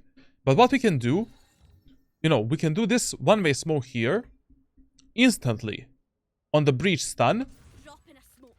and trust me, like even Radiant players are sometimes pushing this smoke like imbeciles. Like they're gonna go for the peak. Because this gap exists, and they're not gonna pre-assume that you're playing all the way there. Like if you play all the way here, where I was playing, they don't see a single pixel of yours. You see their legs, bap, easy kills. Maybe use the medal, spray the rest of the enemies, get the fuck away with the heal and movement speed boost. Can't use that. Also, I'm not gonna mention that, you know, we can just play around these boxes, abuse some kind of an off angle after the breach stun, try to kill the enemies and stop them instead of... I can't use that. Play my ult for retake, guys, please. Just wait. You know, when you're spraying through the smokes and walls, you should be aware that, you know, if you're actually able to hit the enemies there. Bro, you know, this ramp is really big and you're not doing anything right My now. ult for retake, guys, please. Just wait. One heaven. Also, one thing that you were never observing throughout this game is whether or not, like, how the enemies are pushing and executing the bomb sites. Like, whenever enemies were pushing B site, Cypher was always lurking mid. And if your teammates are not aware of that, you should have been aware of it and always pre-assumed that this Cypher is going to continue his playstyle. Like, one of the main mistakes of players like in Valorant in general, especially players that are below like Immortal, they continue abusing the same playstyle and the same shit over and over again, even if that doesn't work for them. And their adaptiveness is at like 0%, and you can easily abuse that.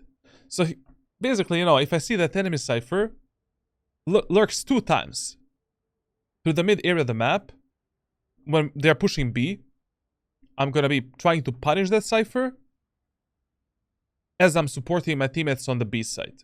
So basically, you know, if I'm playing on top of the rafters like you were playing, okay, I'll try to support my teammates with a medal. I'll try to maybe go for a peek and kill one enemy. What the fuck is happening in my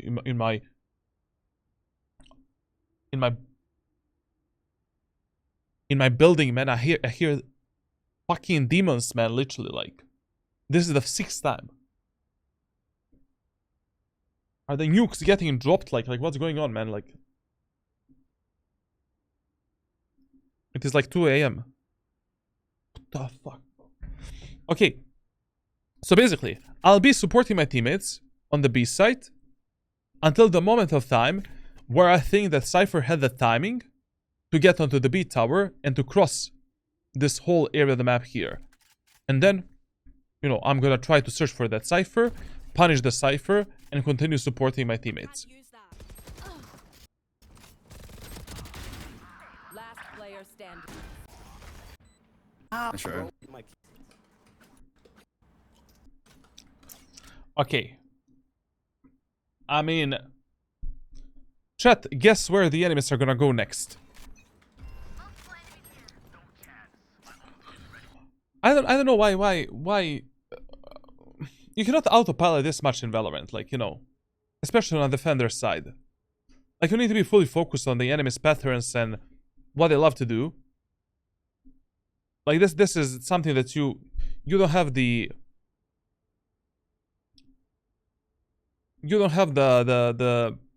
benefit of autopiloting so much if you want to rank up. Like, you need to control the outcome of your rounds.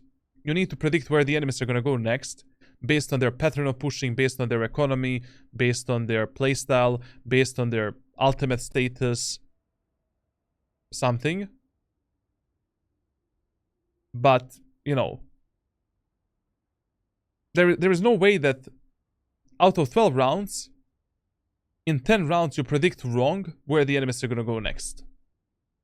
And you're not trying to stop them yourself, to support your teammates, to punish the enemies.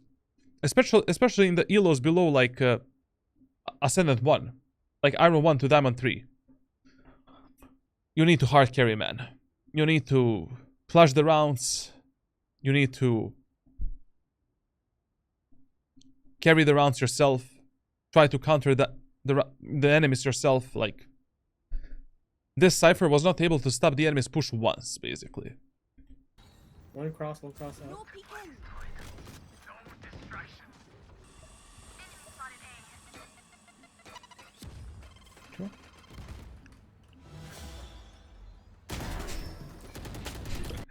The best smoke peek ever. You should have used the medal there.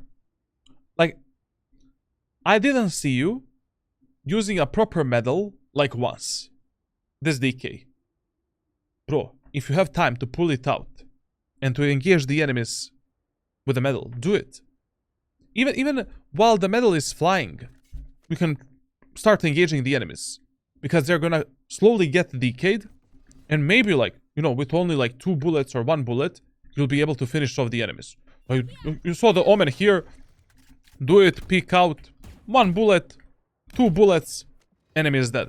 Have one of these. I can't use that. It's my box, my box. Spike down A. Run and gun goes crazy, huh? Okay. I don't know. On a defender side, you just need to... First of all, you need to apply all of the tips and rules that I have mentioned in my ranked playbook on my Discord server on Split in the Jet and Omen videos. All of the same rules for Jet and Omen apply to every agent in the game. Obviously, you cannot abuse the same utility usage, but the map rules are very important to follow. Second of all, you need to be more focused on what enemies are doing, on macro and micro level as well. I feel that you're autopiloting a lot. Like, you need to... Like, enemies are pushing B. 2 rounds in a row. Every round, Cypher was lurking mid. Third round, when enemies are pushing B, we're supporting our teammates on B side and trying to punish the enemy Cypher on B tower. Enemies are using the AB-AB pattern of pushing. We follow the AB-AB pattern until they break it. And then we figure out how to read them based on other factors. First round, we play A side. Second round, we play B tower. Like, you're wasting a lot of time on mid area of the map as well. Like, enemies, you know, only in the first like 2 or 3 rounds, they use the mid area of the map to split the B side and to pressure you a bit there. And for the rest of the match, they were going A, B. A main, B main, A main, B main. Also, I think that we can abuse operator a bit more. We can try to punish the enemies at the choke points a bit more, combining your utility and your teammate's utility. And that's basically... And please, when you die with a claw, you're never dead. Literally never. Like, you don't have time to breathe. If the enemies are pushing the site where you died, you need to give your teammates the smokes that are going to be the most useful for them at that moment of time. Or the smokes that you would like to have if you were in the position of your teammates. You know, that is the best way to think. Like, if I'm playing this round right now instead of my Jet that is alive, which smoke would benefit me the most and which smoke would I like to have at that moment of time? Now, let's play one quick deathmatch. I want to breathe a bit, to rest a bit, and chat, you can ask me some questions, and then we're gonna do the attacker side.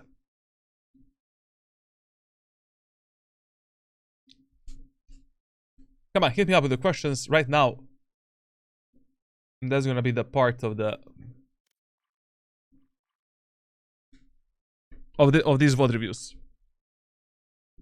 I need to rest a bit my voice, man. Match found. Match found. We're going to do the attack after this VOD review. After this deathmatch. So my brain is at 1%, man. Enough training.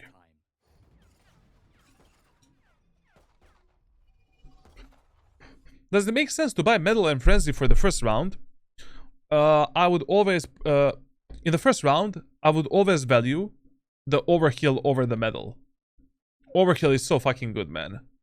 It's same as Reyna heal, you know? Like, your highest priority is having the heal, second smoke, and then the medal. And when it comes to playing Frenzy, I'm not really a fan of it. Statistically, Frenzy is the worst pistol in the game right now. Abusing the classic pistol shorty strategy, classic pistol, ghost, and sheriff is much better. What do you think of Deadlock? Still garbage. S tier. No reason to play her. Like, Cypher is better, Killjoy is better. At least in ranked solo queue.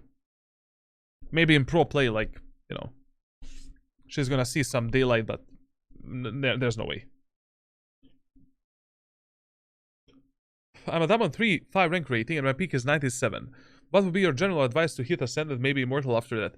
I don't know, man, like, because in Diamond and Ascendant Elo, I see a variety of gorillas playing the game.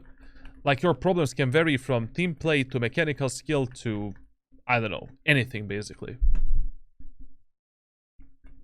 Do you think I should play Duelist more to focus only on my aim and movement? I mean, generally, like, Duelist agents make you focus more on your aim, so if you struggle with that, sure, why not? What, he's not gonna peek me? Do you ever buy shorty on attackers for the first round? If I'm playing an agent that can abuse the shorty, that can easily close the gap with the enemies, and use the shorty to, like, with a jet on bind sometimes, you know, like, I do that. To push the lamps, A-short lamps. With the Omen, when I'm going for the aggressive plays, like, sometimes I buy the shorty, but most of the times these days I go with a classic pistol and light shield. If I wanna go with a close range weapon.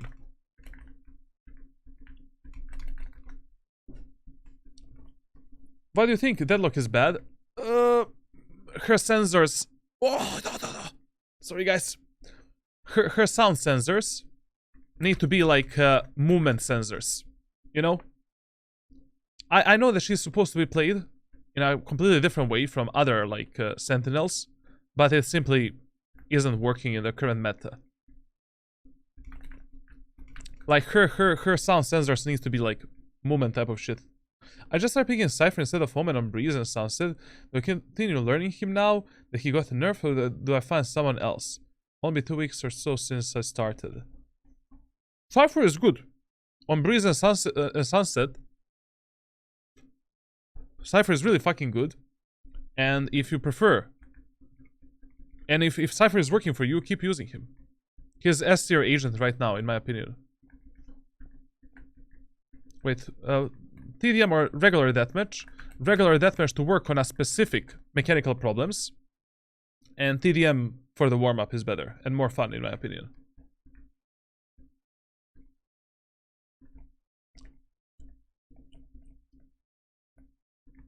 I feel that I have to clutch and carry every game myself, yes. If you're below Immortal 1, you really need to be a bit more selfish. And the team play doesn't exist for you. I mean, if you're below Immortal 3, to be honest. Playing Initiator on a solo queue is not the best to rank up from Gold to Platinum Elo. Gecko is fine, in my opinion.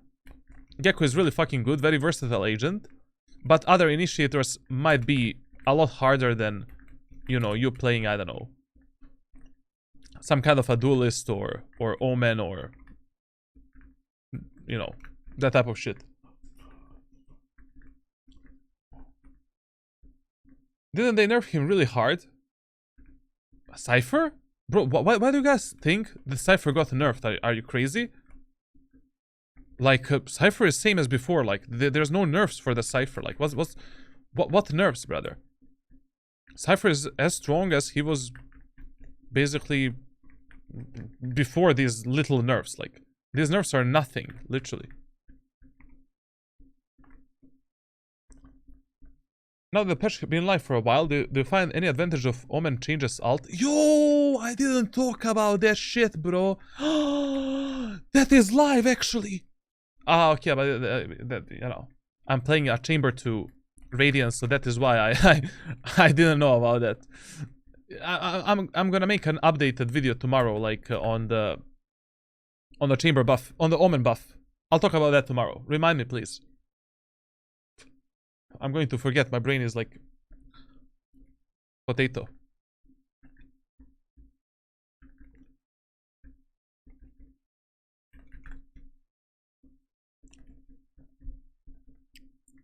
My friend made him sound like he's F tier now. Cypher?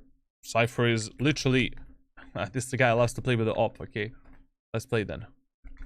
Yo, that was a shot by me. Cypher is literally the same as he was before, like there's no difference whatsoever.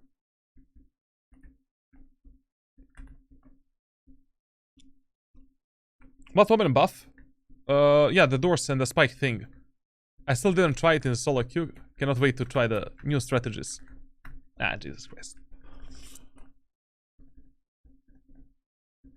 What do I do if I'm Platinum 3 and I'm okay with aiming?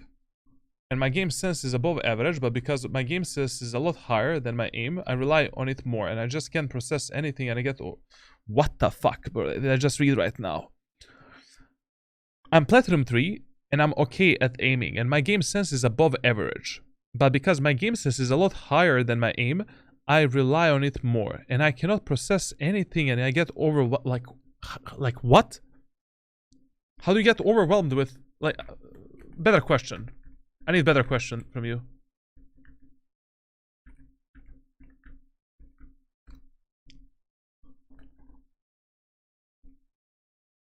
You'll play the best with the agent you enjoy playing the most. You heard it here.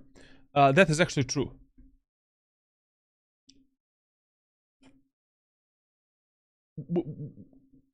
What gets you overwhelmed?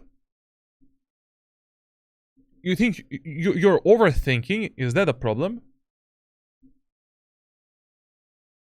Would you say since I have been doing well on Deadlock in Bronze, I should keep playing her just to rank up? Maybe not the best agent for like Bronzimus Rex, but you know, if she works for you and you have fun with Deadlock, sure, fine. You can abuse something that works for you as long as it's working for you. When it stops working, try to figure out why it stopped working. And if you cannot make it work again, there's multiple different playstyles then that you can abuse in Valorant. And there's a lot of fucking agents as well. Okay. Q&A time over. Back on the VOD review. Zelevsky, thank you a lot for the Prime Gaming sub, man, and thank you for scamming Jeff Bezos, brother. Appreciated. One day we're gonna become millionaires. In around like 2 years from now. 200 years.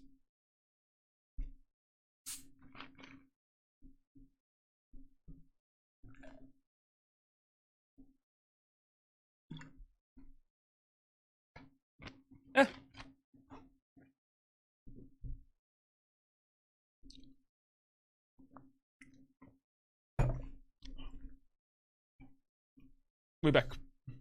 Okay. Oh yeah. When I'm just growing old with a bunch of cats.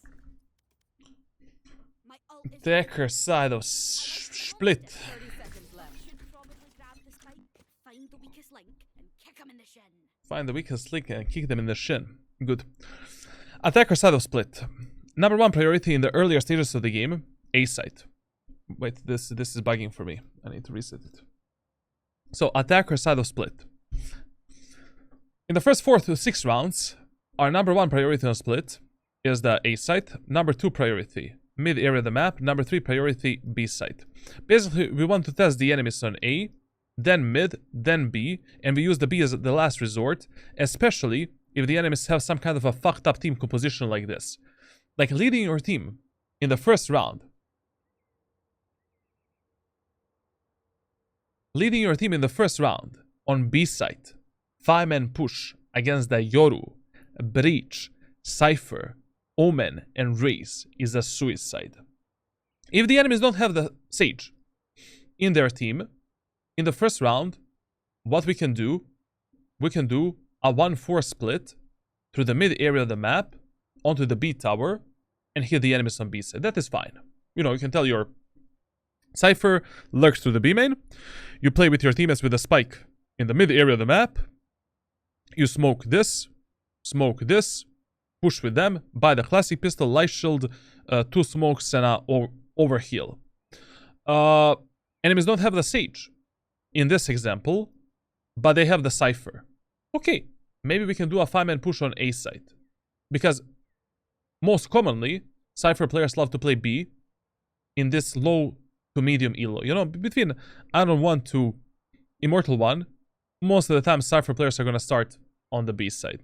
And if you see that the Cypher is on A side, instead of going through the main area of the map, just take the tower control, and from the tower, fall down onto the site, fuck up the Cypher, That's it. But leading your teammates with a 5-man B push in the first round of split against this team composition, well, this is not gonna go well. Like, our round is already like Dropping smokes.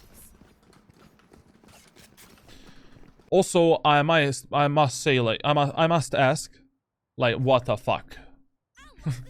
Like, what is this smoke, bro? Like, this smoke doesn't exist. If you want to smoke the B tower, we always smoke it like this, basically. Dropping a smoke. Like, this smoke has a huge gap for the tower, and you know, this is how we should smoke the B tower. You don't do this No peek. ever, literally ever. It is much better. Like, enemies are not gonna have that stupid gap there. Enemies cannot peek you from the smoke like this and maybe isolate you into some stupid fights. It's just better, at least in ranked environment and ranked solo queue. Sometimes it's okay to do this smoke, Dropping a smoke. but I would never use it in the... I would never use this smoke in the first round. Ever. This is an optimal smoke. It's okay. You know, in some of the rounds you should use it.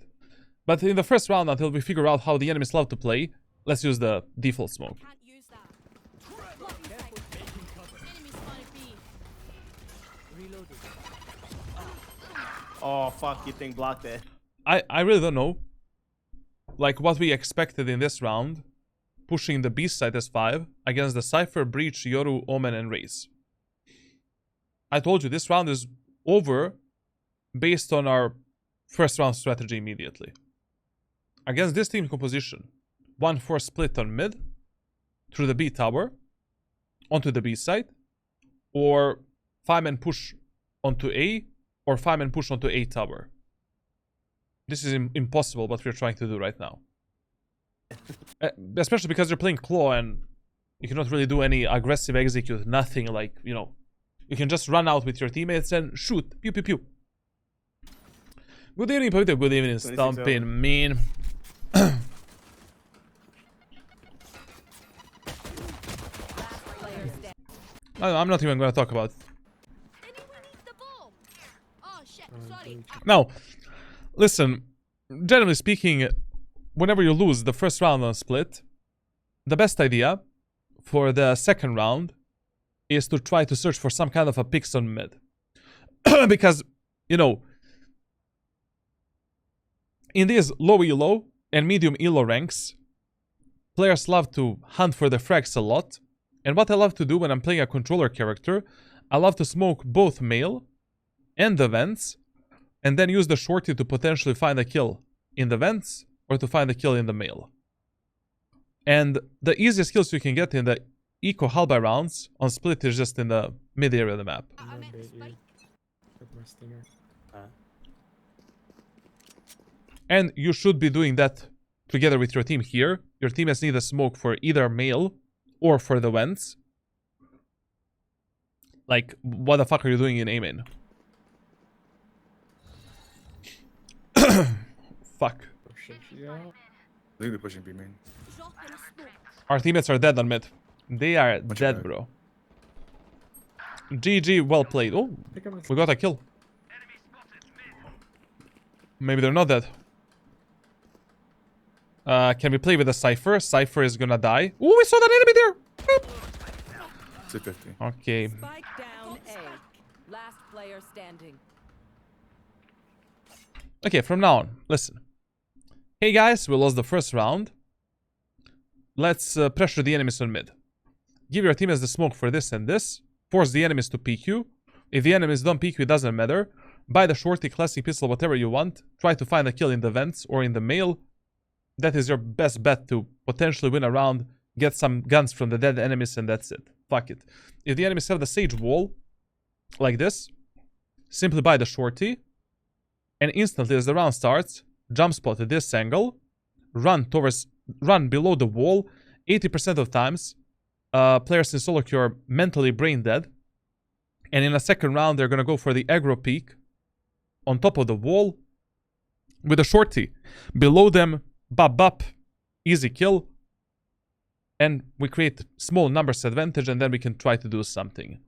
But spreading across the map, lurking in this second round when we don't have a single idea how good or how bad our teammates are on the attacker side. But on defense, they were quite terrible, so I would not trust them that much on attack either.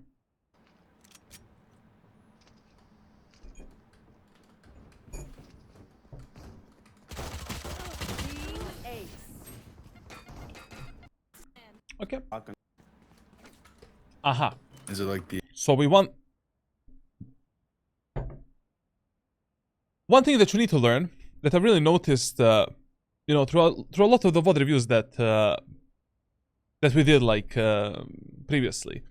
You need to learn the strengths and weaknesses of every team composition on both attackers and defenders side. Like, against this team comp, forcing the 5-man pushes onto B side on split is just a suicide. Like, in this first full buy round, I would instantly try to test the enemies on A tower and A site, prioritizing a bit cleaner, wide open area of the map where they cannot really fuck me up with their utility that much, instead of going through the small choke point, narrow corridor onto the B site and getting fucked. Correct, thank you all for the tier 1 sub, man. Much love. Off we go. Yeah, I have no clue. I've never seen this shit before, I swear to God. I'm not good with computers, too. Okay. Push, push, push.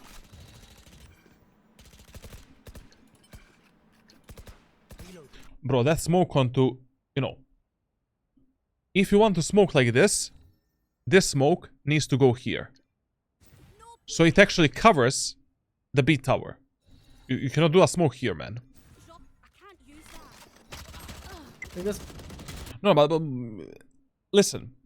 I'm never coaching the players to be IGLs in ranked solo queue. It is very tiring. It is not rewarding at all. And I'm never gonna tell you to give your teammates some high level strategies where you need to micromanage all 4 of your teammates in order to make a strategy work.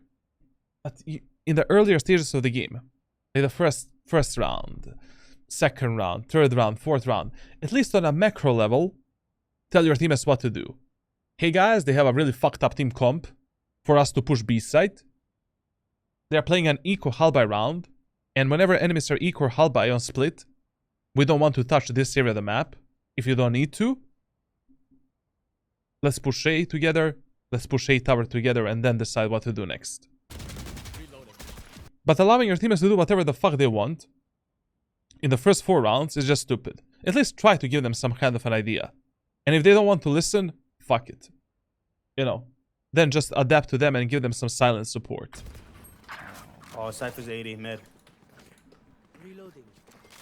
And also, whenever enemies are eco, hull buy, or bonus on a defender side, tell your teammates to play S5 together towards one specific objective and to avoid the claustrophobic areas of that specific map.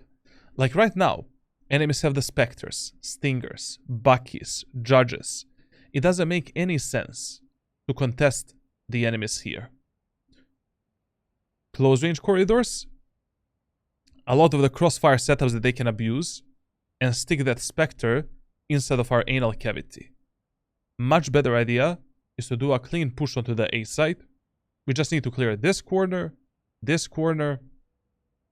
use the default utility, and go the fuck out. Kill the whoever is playing on the A side, probably 1 or 2 enemies, and that's it. We have the gun advantage, play together.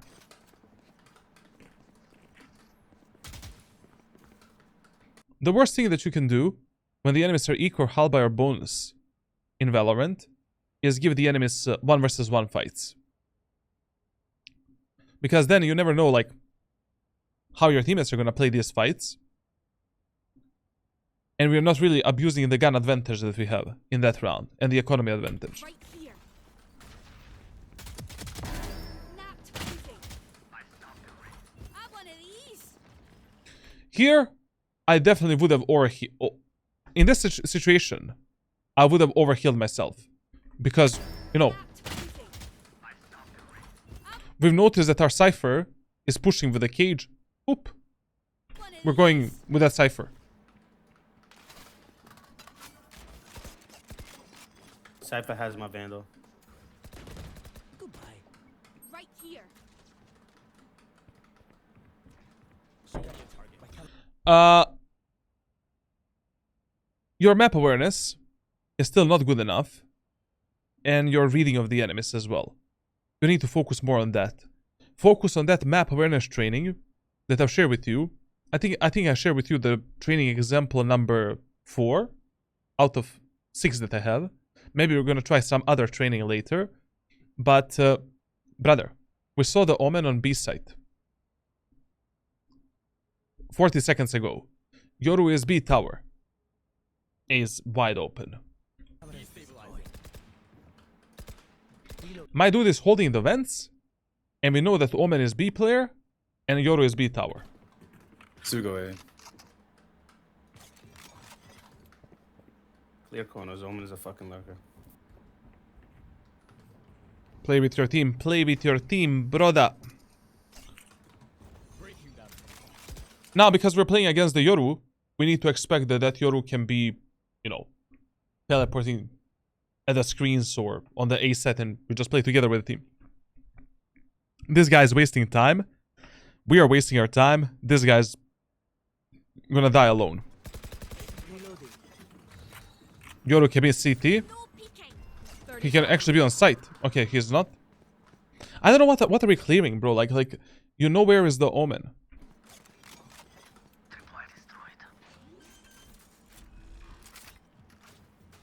Spike planted. Drop in a smoke. One enemy remaining.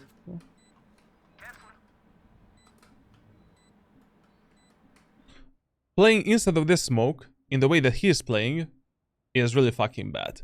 Generally speaking, like when I'm playing like you know, 2 versus 2 post plants or 2 versus 1 post plants, like I just focus more playing with my teammate. But when it comes to smoking the CT, a lot of the times in the post plants, I actually smoke the CT like this if I already want to play around the smoke or inside of the smoke, because then I can just focus myself on playing this angle and just fucking up the enemies as they're pushing out. And if my teammates are dying from the enemies from rafters, I can just peek and support my teammates. So this smoke is okay to play inside of if you want to punish the enemies going through the CT and screens and, you know, through the elbow. But playing inside of this smoke is mega dangerous because who guarantee it's a huge gamble. Who guarantees you that that Omen is not gonna do this and then, you know, I can't use that. kill you from behind? Bro, we're gonna get fucked here, man. You cannot play inside of this smoke. Never mind, his tower. Boom Yao, thank you all for the sub, man. 20 months, Jesus, El Christimus. Pay more attention to the minimap. Look where your fucking teammates are and play with them. Thank you a lot. My guy's playing with a yay. V. Fake yay.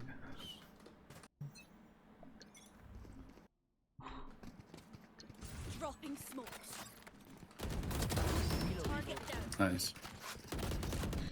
Please don't use your smokes this fast. You know, like, basically, you know, this is also a bit of a premature smoking. Like, hold the enemies push through the A main, then, you know, clear the ramp together with your teammates, and then, when your teammates are here, pull out the smokes and give them the default smokes. And this is how your smoke should look like. And this smoke, we use only if our teammates are getting mega fucked from the elbow. Or we want to pressure the enemies, primarily going through the elbow. I can't use that. Reloading. I'm ulting.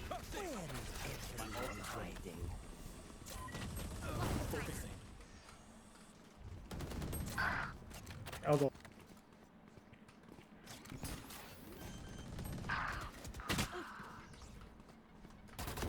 Also, another thing that you should do is like try to use your medal to delay the enemies on these retakes and when they're trying to support their allies. Like here, for an example, I definitely would have dropped some random DK on top of the A tower just to fully isolate this Yoru on the site and to have easier time killing him. Elbow. And also, you spend way too much time in this area of the map. Basically, enemy raise and enemy cipher can already delete your head. Like, you know, if I'm pathing onto the A side, I'm trying to get the cover from this position and this position as soon as possible, focusing on the elbow, killing the enemy Yoru. Now, playing the post with my allies, you know.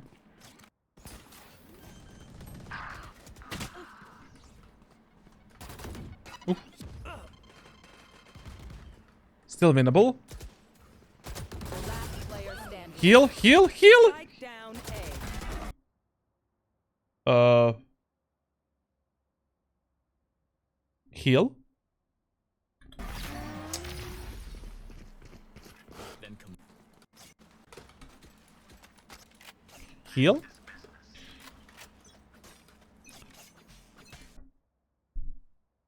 Okay.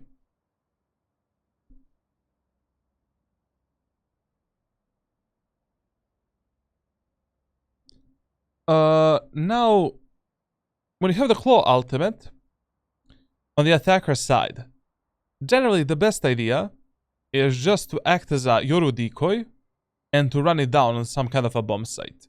Like basically, with the Claw ultimate, you can easily rush in first, and basically, you can use the Claw ultimate like a Jet dash or the Omen Shrouded Steps. Now, what I mean by that, like here for an example, we know that the enemy cipher is playing B site most of the times, and even if he's A, it really doesn't matter. Yoru is playing around the A site and playing faster rotation. Raze is around mid, Breach is around mid, and Omen is around the B site.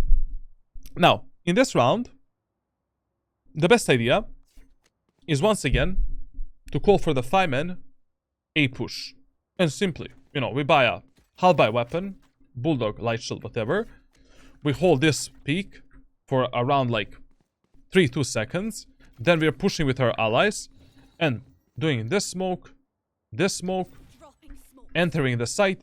And even if the enemy smoke you, you know, let's use the medal for the site or for the elbow. Let's peek out. Let's destroy the cipher trips. If we die, no problem. We have the ultimate. Bam, I use the ultimate. I revive myself here. Bam, I kill the enemy. Yoru, cipher, whoever is on the site. I open the site for my team, and that's it. And also, another thing that you can do with one potential that I see that players are not abusing with the Claw is Claw's potential to clutch the eco rounds with the ultimate. Like, for example, what you can do in this round, if you already know that one enemy is playing passively on the site, you can also buy the Judge with a Light Shield and utility. Run it down with a classic pistol, you know, do this smoke in combination with this smoke. Dropping smokes. Baba, try to kill the enemy there, enemy here. Try to kill that enemy on the site. You die, no problem. Use the ultimate. Kill that guy with a Judge. Pick up his weapon. Easiest kill of your life. Easiest bomb site control of your life. With a shorty, run it down.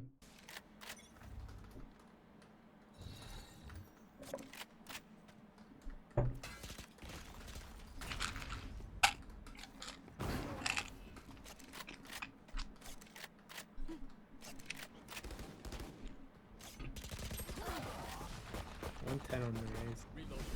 Listen, from now on, whenever your teammates are pushing, so on split, whenever you have 2 or more teammates in the mid area of the map, when the round starts, so 2 or more of your teammates are contesting the enemies in the mid area of the map, smoke them, either the male or the vents. Like, you need to have one of these smokes when you have like 2 or more teammates on mid, to simply deny one angle from the enemies and to focus on another angle. Like, in eco rounds and half-buy rounds, usually a bit better idea is to smoke the male, take the full vents control, full mid control, and then maybe through the smoke you can surprise and push the enemies on the tower. Even in the full buy rounds as well. If the call is to split the B site Obviously, we're doing this smoke and just pushing. 110 on the raise. Oh shit, you're doing chamber? How's that going? Ah, it's okay, man. Like, you know, generally chamber is one of the agents that I mained. I went from Iron 1 to Radiant on North America with a chamber. But the thing is, like, I don't know, man, like, teleport is kind of shit for these high elo lobbies, no? It takes 750 milliseconds to teleport away. Like, a lot of times I'm dying, like, in the middle of the teleport or on the actual teleport. I mean, in the lower ranks, like, chamber is still really fucking good, to be honest. But in this high lobbies, I don't know, I just played against Yumpy and Keiko, man, like, I'm just dying on the TP, man, like...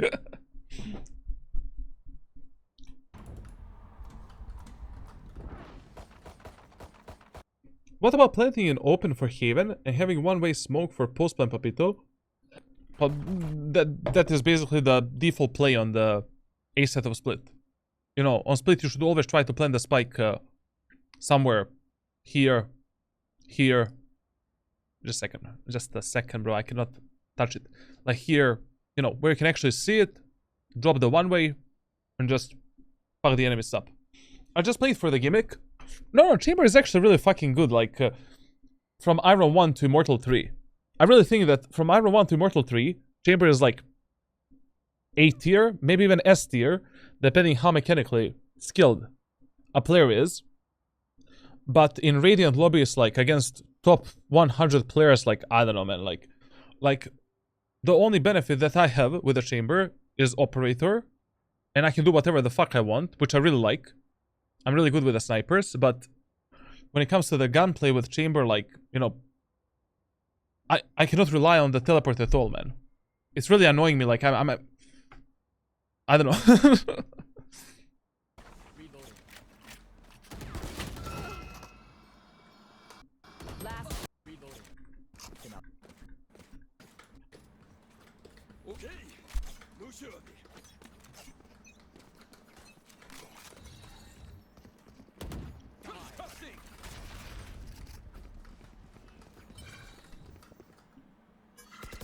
Chamber more like Bamber. Bro, ban yourself, man. Dropping smoke. Not ready yet. Sniper is always fun with the Formula 1 driver reflexes, yeah. It's annoying because you need a low ping as well for the TP. My ping is like 36, but I think that is not enough, to be honest. And also, like, on the attacker side, on some of the maps, I'm having a really hard time finding value in high elo lobbies. Like on attack, I feel like I'm just not doing anything, basically. Maybe I need to lurk a bit more or something. Okay.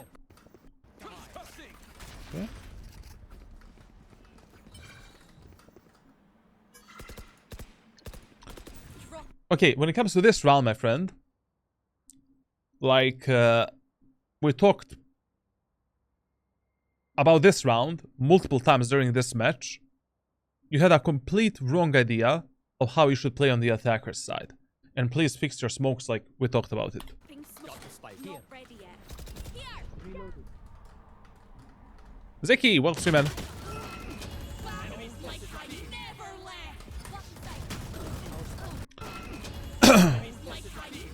left. Okay, listen. When you're using the Clove ultimate, like, first of all, you can wait a bit before reactivating the ultimate to maybe scout for the enemies instead of using it immediately. Second of all, if I already die, let's say I die here, where you died right now, instead of me ulting here and reviving myself there, isn't it more logical for you to maybe pressure the enemies a bit more, get behind the box, and from the box try to fuck up the enemies, instead of reviving here, going through the same pathing that your teammates are using as well, where you can easily get collided, and just dying like a potato. Using the ultimate here, you know, reactivating the ultimate here would have been a complete suicide anyways, because, you know, enemies can peek you from the CT, maybe from the backside, from the tower, I don't know. Using the ultimate here was like optimal. It was okay, but we just didn't have any information for the backside. But from my perspective, like if I'm pushing the B side, then all of my teammates are already pathing through here, and my breach is contesting the enemies around the box. It seems more logical and better to just revive there, and then just pressure the enemies with the breach from left to right. I mean, from right to left, actually. Like on the A side, it depends which gun you have, like. You know, a lot of times I would just use my ultimate here, and from this position I contest the enemies. But if you have a close range weapon, it's a bit better to go through the elbow and just with a shorty and judge delete the enemies in the elbow.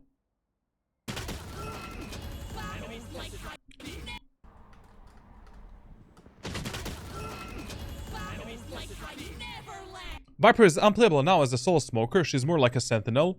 On Breeze, you still need to play Viper. On Breeze, she's still fucking good. On Icebox, you know, optimal. Probably is going to be a meta pick as a solo controller. On other maps, I don't know any other map where you can actually play Viper as a solo controller. You're not crazy enough to play Viper on Split as a solo controller. Like Pearl, maybe. Yeah, on Pearl, like, she was good, actually. But I don't know what they're going to do to the Pearl.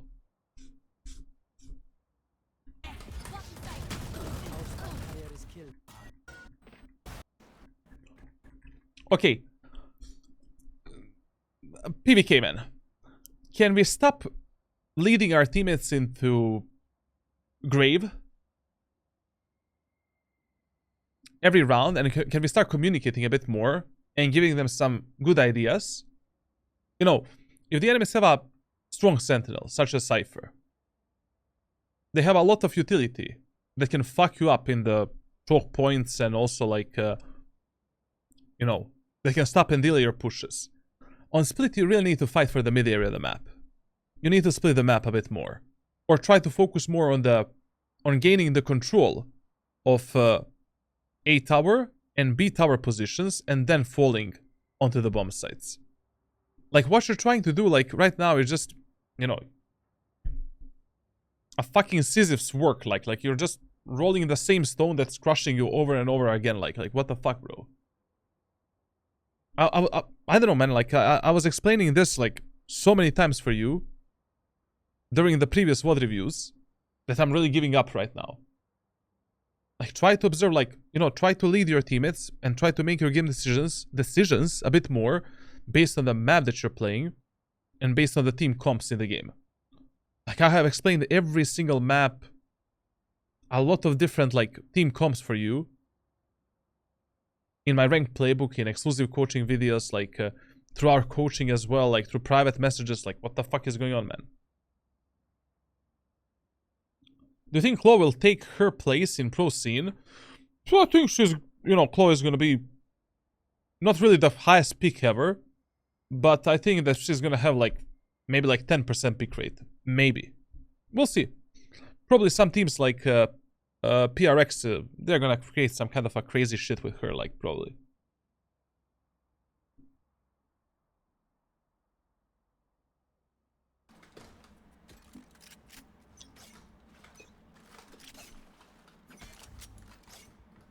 Clove was made for low elo. No, Clove was made for insta-locking Reyna players. So I can actually have a fucking secondary controller, or maybe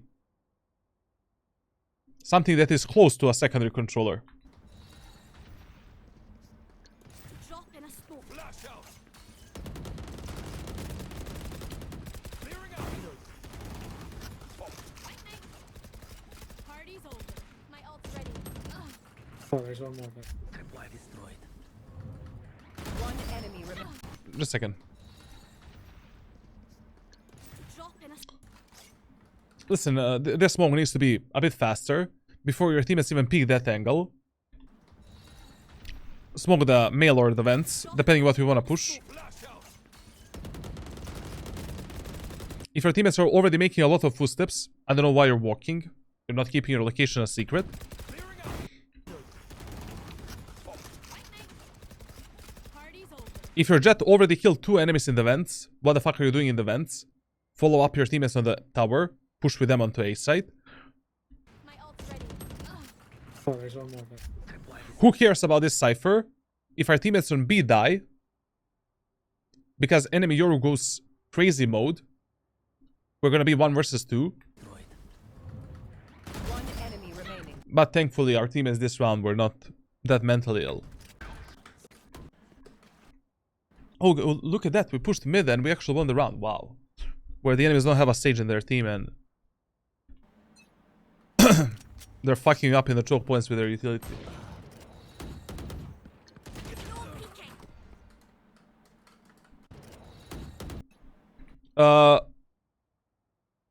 Use the instant smoke when 2 or more of your teammates are peeking the mid area of the map.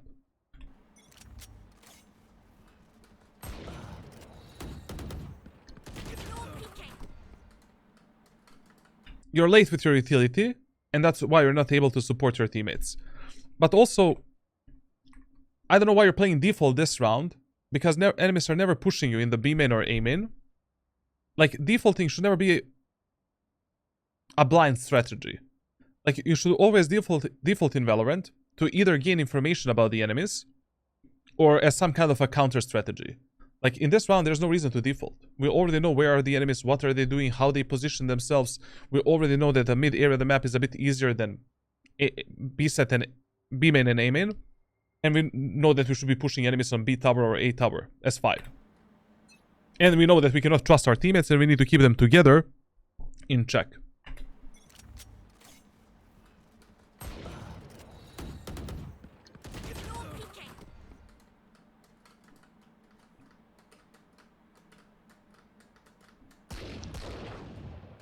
Okay. And for the love of God, like when you're defaulting, always keep the spike with yourself or close to yourself, instead of allowing your jet to carry the spike alone in the aim and area of the map. Unless you want to do some kind of a lurk or flank.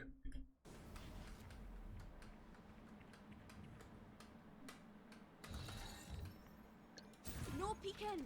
I know this Clove just used Claw controller for the first time. Utilities are too slow. I think that PvK has like 60 games on Claw. Or even more, I don't know. But here is this Platinum 1. Neutralized. Not ready yet. Cypher setup with them. Drop in a smoke. Our spell carrier's down. Spike down mid. Got the spike.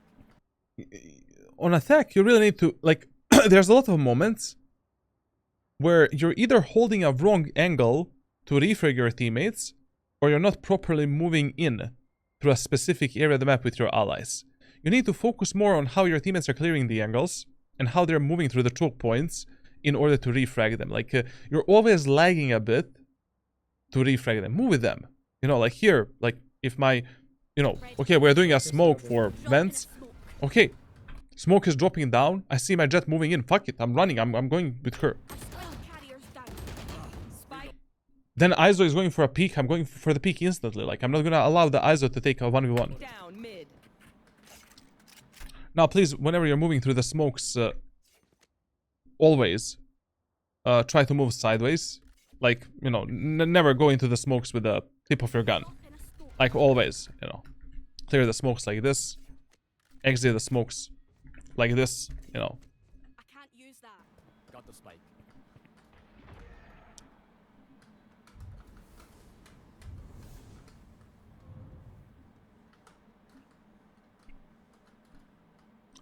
Reality check. Omen mains can use Claw easily, but Claw users cannot use Omen. True.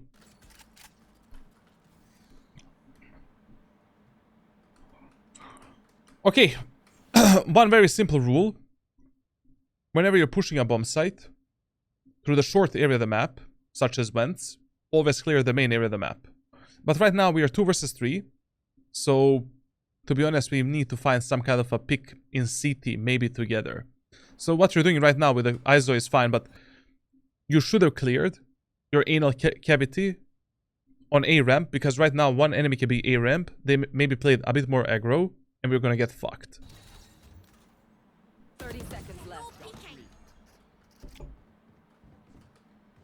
Your ISO with 10 HP is pushing site. We heard the Yoru teleport in CT. Maybe try to move with the ISO. You don't need to drop on the site right now. Like, there's no reason to do that. Because we know that, you know, Yoru didn't push out from this smoke. We would have seen the Yoru. I would have actually stayed here and hold this angle. And basically wait to see what's going to happen. To maybe pick the Yoru on the timing or to try to surprise him. Maybe I would also fake the drop with one bullet. And, you know, try to surprise the enemies from this spot. Yeah, catch. One enemy remaining. FBI. Never mind, you're better. After that kill, there is absolutely no reason for you to play alone in the aim-in. You should have played together with your ISO. ISO uses the ultimate for the breach. Even if the ISO loses the duel, you have a free kill, secure the round. If the ISO doesn't want to use the ultimate, okay, just use his life for a refrag game.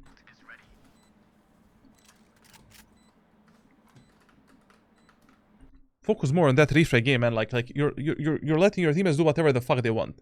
I mean, right now, you are going for a very optimal play. The spike is planted for tower.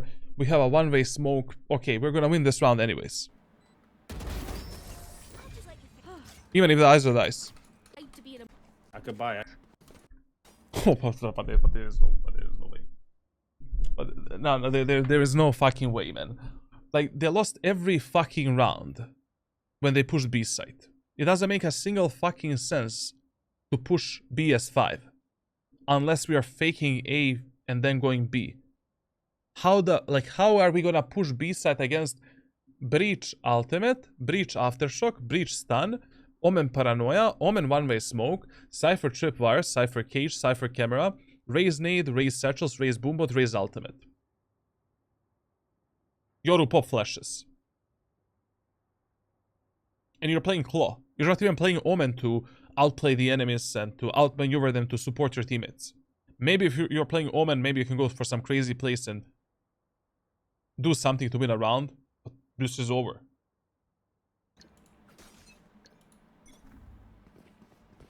This match is done, so. blocking sight. I have one of these. GG, well played.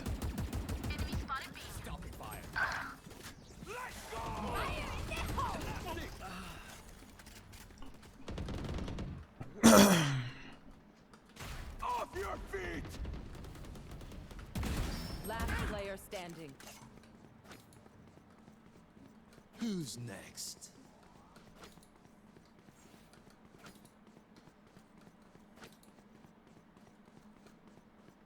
There's no way I reach on time before they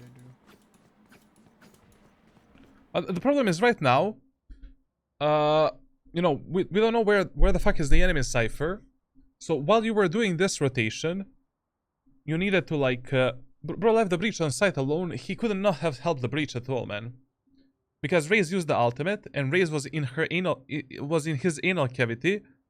If he pushed through the smoke, he would have probably died from the Raze ultimate, leaving the breach alone, and then breach would have died like from the enemy breach ultimate.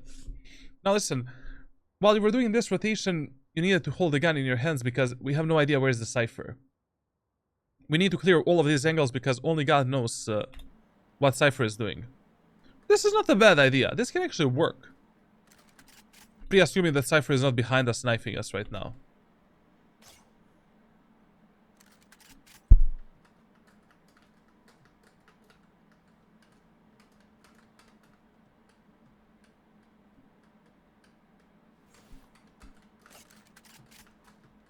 Might work.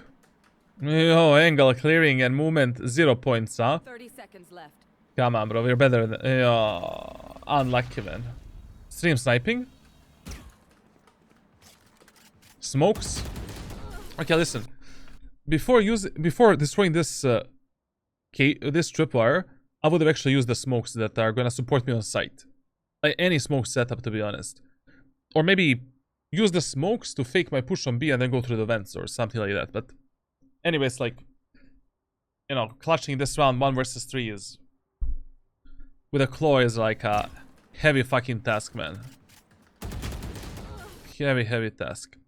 I don't know, man. You need to be more focused on why you're losing the rounds, what is your weakness, what is the enemy's weakness as a team composition, what is the weakness of the map, which gap you can abuse. Like, come on.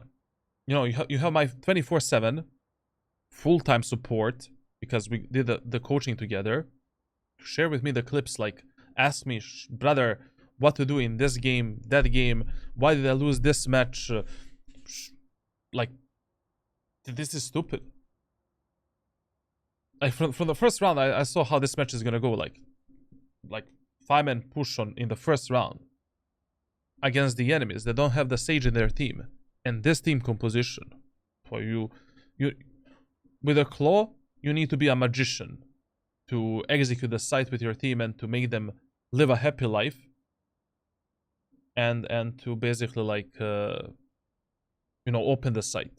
I don't know. Enemies need to be so terrible with these agents to sell you and to give you the B-sec control. Like, you really need to go crazy. Do you do live coaching during the match? No, like, the only thing I do on my streams is, like, these live VOD reviews. And I'm not sharing that many tips, to be honest. Like, they're okay. Not the best shit ever. Like, I'm saving a lot of stuff for my private coaching sessions. I'm holding myself back. Now, what I want to say is yeah, like, one thing that I'm gonna do in June, July, and August, I'm gonna do a month of coaching, live coaching, with like 3 players. And you will have some kind of an insight, like, how my private coaching looks like. You'll see. It's gonna be fun. But first, let's complete the Chamber to Radiant. Okay, I have nothing else to speak about. You know what to do a bit better. Commit to the training that I'll share with you, and we will see in the next VOD review if we should change the agents that you play or the training that you're doing. For now, just trust the process. It is not bad, it's actually quite okay. I mean, you were top fragging this match and whatever, but I don't know, like 80% of these skills don't matter at all. You need to be more focused in the game on reading your teammates, reading the enemies, making better game decisions. What we should do, at least on a macro level. You don't need to micromanage your teammates, just on a macro level, tell them what to do. Give them some idea. You should have some kind of an idea. You know? So yeah, thank you for watching. Leave a like, leave a subscribe, all of that good stuff. Join my Discord server to enter the giveaways, free coaching, free stuff, Valorant points. Yes, sir.